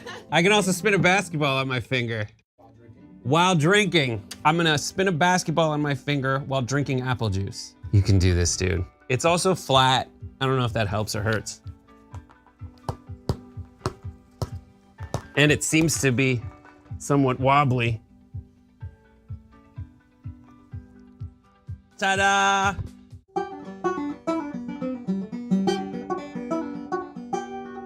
Nope, I don't know how to do this one. This one's a fail.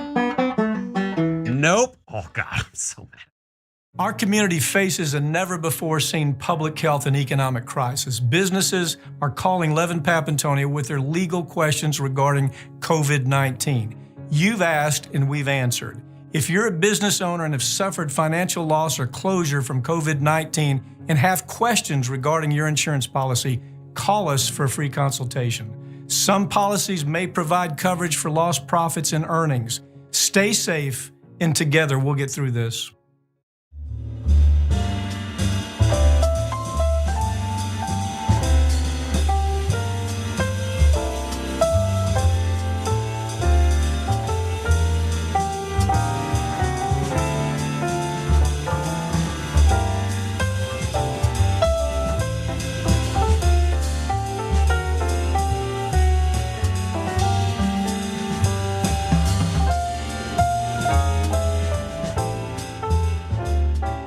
Hey, John.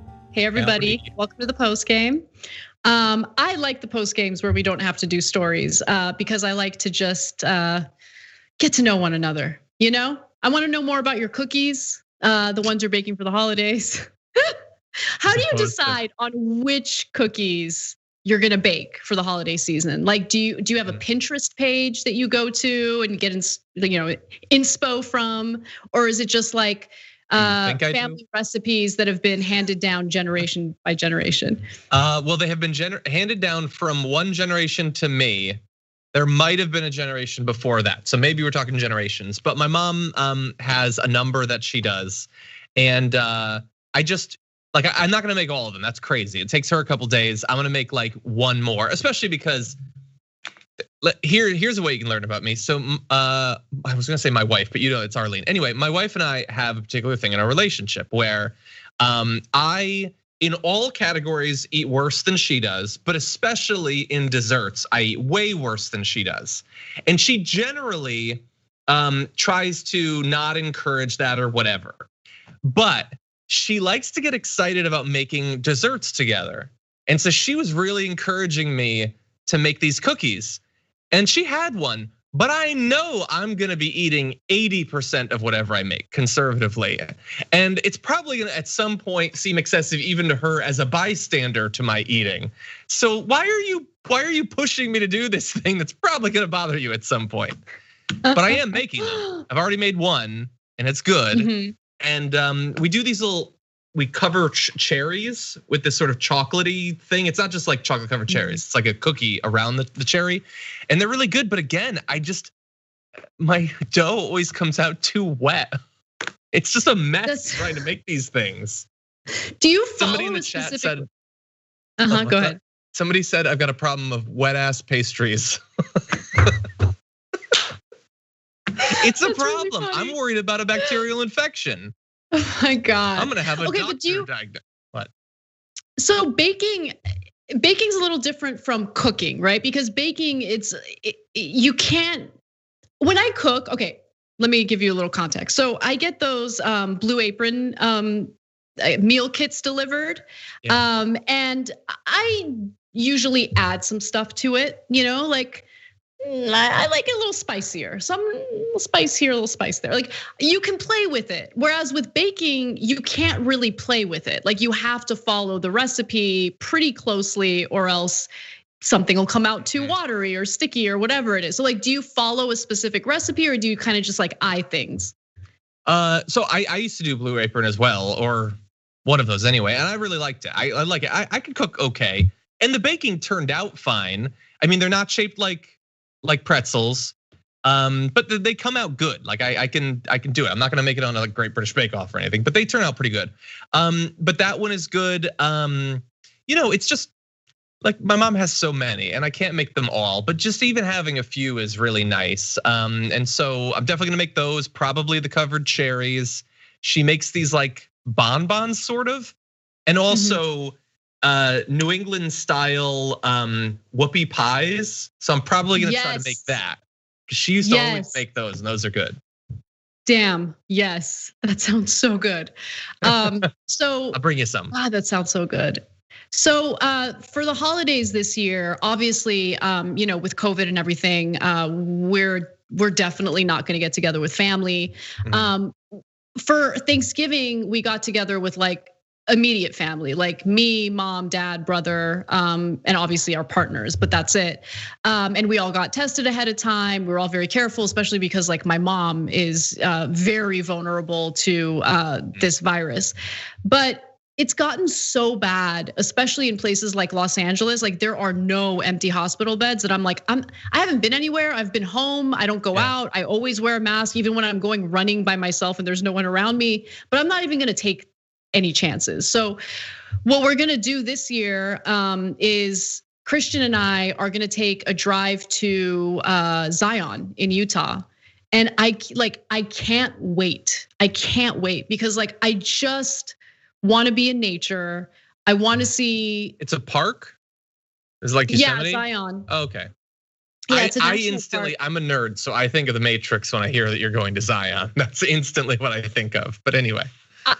So Christian had mentioned it a few times, and I haven't been to Yosemite yet, which is shameful. Like I really want to go to Yosemite, but a few weeks ago, once he saw that like being home all the time was really starting to have like a mental impact on me, I was getting like irritable by things, and it was just it's hard. It's really hard to like not have human in-person interaction with people. Like I don't know, it just started to really get to me. So he's like, that's it. For the holidays, I'm planning a trip. I'm not gonna tell you where. And you're just, yeah. And I was elated when he said that, because the hardest part is finding the motivation after like doing this job to want to plan something. Like you're usually exhausted, you don't want to have to make decisions. In my personal life, I love it when people make decisions for me.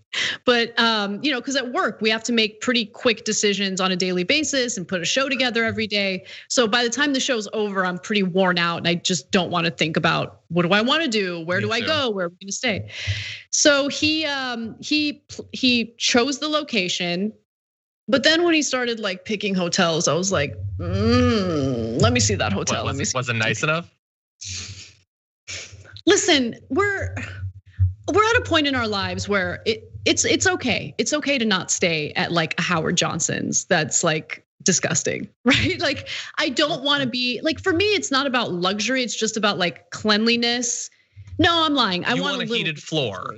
Basically is what you want. No, I don't even care about heated floors. I just want it to be a comfortable, nice place. Like we haven't traveled this year. We haven't spent a lot of money this year. Like it's okay to spend a little more and just like be comfortable, right? Let's have a little balcony so we can go outside and probably smoke a lot of weed and enjoy it. Like, you know what I'm saying? So remember, you're going to Utah, by the way. I think you get executed for weed there. I'd be careful. I don't know what you're talking about. I'm not planning on smoking any weed at all.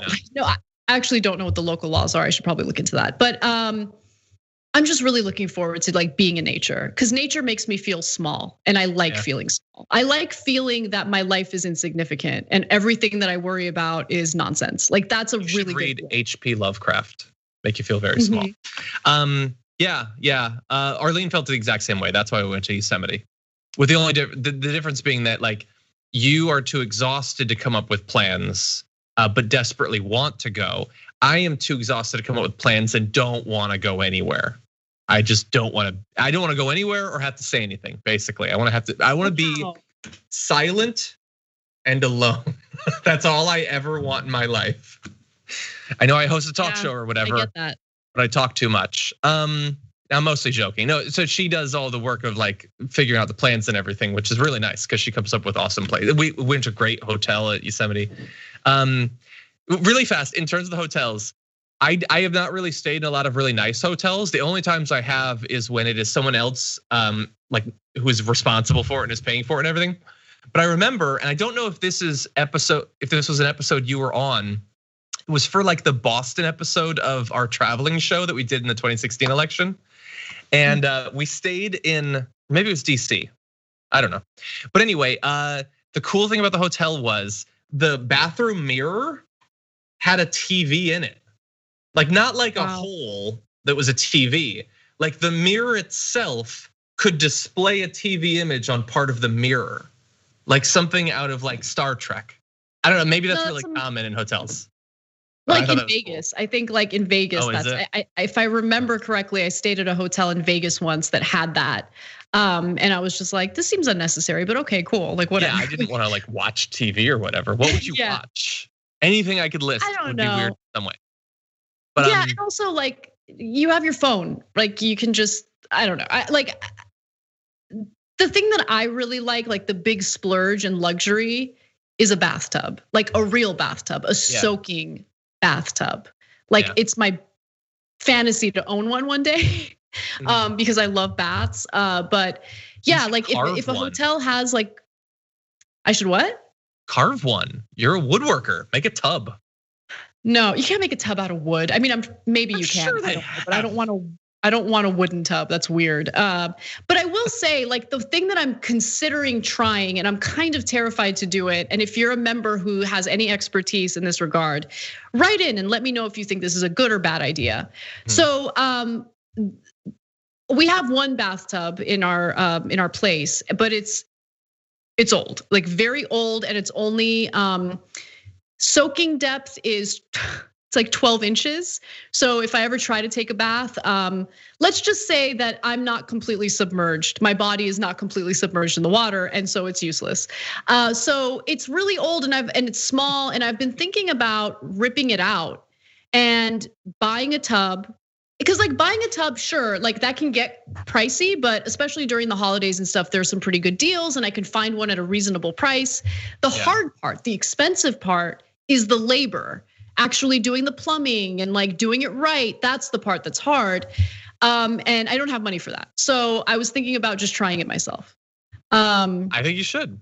Wait, didn't you say that? Weren't you just talking about how Christian was doing some plumbing or laying down pipe? You were saying something that he was doing that was like bathroom maintenance related.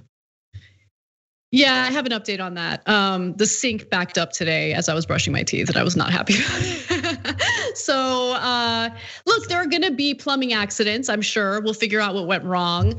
I guess the thing that I'm a little terrified about with tubs is like, so I've watched a bunch of tutorials, videos, I've read about it, how to install it correctly. And you have to install it in a way where the tub is at a slight slope, so the water actually gets to the drain and drains. And so like that scared me for some reason. I'm like, what if I don't get the slope right? What if I mess that up? You know, that scared me. What if I make some sort of mistake? It won't explode, but then like imagine like you've installed it, you went through this whole process, and then you find out that it's not actually draining the water properly. Then you have to like redo it again. That sounds like a giant headache. Yeah. I'm also really scared that there will be some sort of leak that leads to water damage and mold remediation. Something that I've been through that, and it's hell. If it's not on the right slope, couldn't you like do like they do in the restaurants? Just put like a matchbook under like the legs or something? Prop it up a little bit. Maybe that's a great point. I should totally try that. No, I'm so jealous of people who have expertise in this stuff. Like there are people in the chat. Trades. Oh yeah. Saying like you can ask me questions. Okay. You just need to go into the Twitch chat. We have experts on everything, and they're all very nice. Okay, I'm bringing the chat up. Not an expert who can track me down an Australian Shepherd for some reason that apparently we don't have, but I hold out hope. Okay, so since you're reading them, can you read what some of the comments are? Because I'm curious. Don't forget cock. Oh, that's helpful. No, actually, let me. I've talked about this on the post game before. I actually had that really fast. I despise having to work with cock. Like I don't know how people. You ready to move on to a new phase? Or? It's messy, it's sticky, it's awful, but like it's necessary. Like to really get that finished look You got to use caulk. You have to. Also, it's important for water, tightness, not water tightness, waterproofing. Just keep talking, Anna. Just say more words. Anyway, it's weird that with like that, Clinton cash that I've been raking in, I have to do all the labor myself. It's weird, right? Like, yeah, you prefer to bring someone in to take care of the caulk for you? Yeah, you shouldn't have to do that yourself at this point. You've earned that privilege. Okay, I'm not seeing, there was somebody who was like, I can help. Some people are saying there's a lot of YouTube stuff that's very useful for this. And God bless people. Like the people who take the time to walk you through various like home improvement projects and repairs. I love them so much because I've learned so much from them. I've relied on them quite a bit. And of course, like they're putting out their own content, hoping to monetize it, and hopefully they're making a decent living or decent chunk of change doing it. But it's just, I love how really there are no limits with what you can learn on the internet with people just putting stuff out there for free. It's awesome. There is, so let's see, Depressed Progressive says, female here, I put in a tub and tiled the wall and floor. Doesn't say where she learned. Maybe YouTube, maybe. It's also possible there's probably like, I don't know, every industry is hard hit. While it's cheaper to do it yourself, there might be someone who's not getting as much plumbing work who could use it. I don't know. It's tough. It's tough. Both are good options. So I actually considered that. And so, of course, you got to get a bunch of different people to come in and give you estimates. The lowest estimate I got, guys, lowest. And this is just to replace a bathtub. And also they're gonna have to rip out the tile. It's one of those alcove tubs, right? So they'd have to rip up the tile and like maybe repair some of it. But the lowest estimate I got was $8,000. And I was like, what the hell? $8,000 for the labor? No, well, just labor and dirty. materials, to be fair. Ugh. Labor and materials. But like, wait, does that include the tub?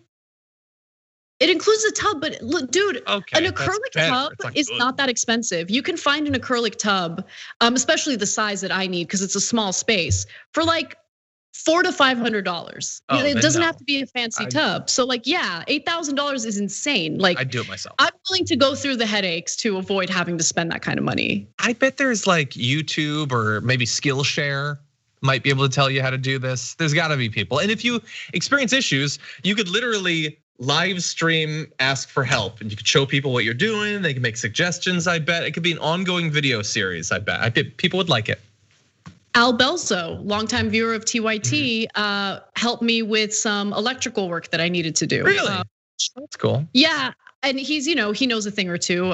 So he definitely helped me out with that. I had like this weird, because this place was built in the early 70s. And so it had like a weird 1970s fire alarm that I wanted to rip out because it made no sense. And of course we have like the fire detector stuff all over our place, but we didn't need that like big, ugly, giant box thing. And so, but I was afraid to rip it out because it was connected, it was hardwired.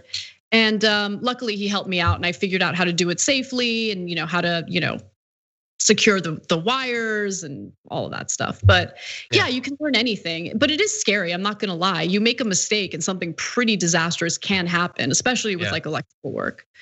Yeah, you wanna be careful. Definitely. Fun though. And fulfilling, more than anything, it's super fulfilling. So that's something that's been going on here. There was one other thing I wanted to mention. Oh, yes. So I wanted to share a really sweet message I got from one of my students, which actually was really surprising to me because this was the first semester and it will probably be the only semester where I taught online.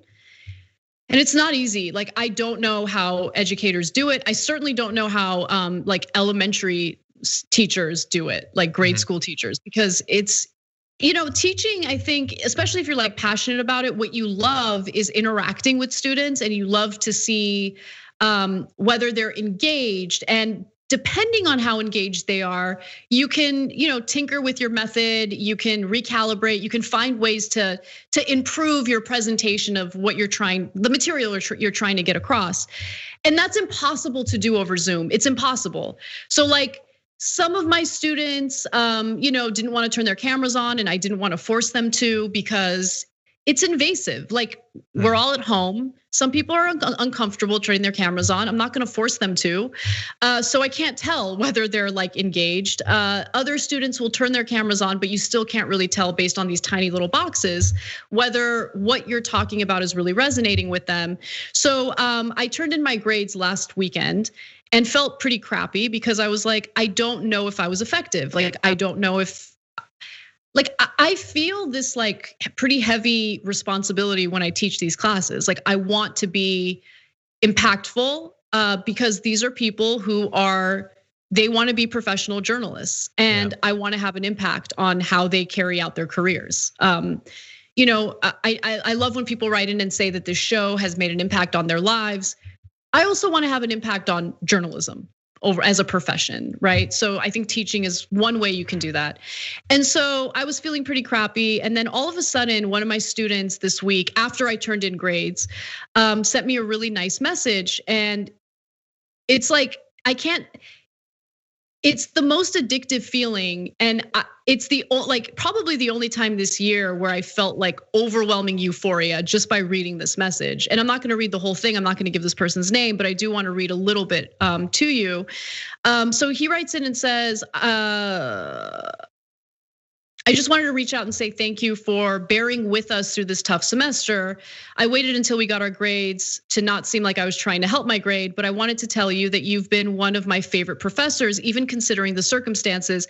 I came into the semester uninspired and over journalism, honestly, but your class was the one class I could say I learned a lot from and was totally interested in. I feel as though your class inspired me to write again and open my mind to more story ideas. No, that's it. That's awesome. It's the best fucking feeling in the world. It's the best really feeling in the world. And he was one of these teachers.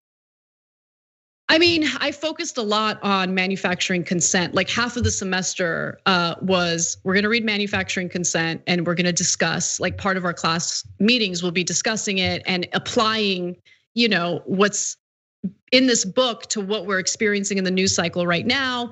I did this one lecture on think tanks and how they should not use think tanks as sources in their investigative stories because think tanks are funded by the same corporate interests and foreign governments as lobbyists are. So they're essentially lobbyists, really. And so the data that they put out is certainly skewed and biased. And like I got really passionate about that. And I don't know, like I love talking about those things, but I'm like, is it resonating? And I think it did with some students. And he was one of these students who like wasn't turning in work at first. And I was like, come on, turn in your work, what's going on? And then one day out of nowhere, he turned in an assignment and it was so good. And I contacted him and I was like, you got to turn in your work. Because if you do, you're gonna do really well in my class. You're super talented, and I think you have what it takes to be a fantastic journalist. And then after that, he like turned in his work, was always really great, and he got a good grade in my class. And so, hopefully he keeps that going. Sometimes people just need to hear that they're capable, like that they're talented and capable. Yeah, especially this year. Yeah, totally. That's really sweet. That's awesome. I love teaching. It's the best. I wish I had more time for it. But yeah, sometimes it makes sense to do things that don't pay well but fulfill you. And teaching is definitely one of them. Even at a university level, like I know assistant professors, adjunct professors, lecturers, they get paid crap. But they still do it. And I think it's because like the inspirational aspect of it draws people in. So big ups to our educators. Yeah. Anyway, all right, well, we should get going. I hope you guys enjoyed the show today. John, thanks as always. Everyone check out the damage report and enjoy your holidays. We all could use a break, so I hope you guys get one as well. We love you and we'll see you soon.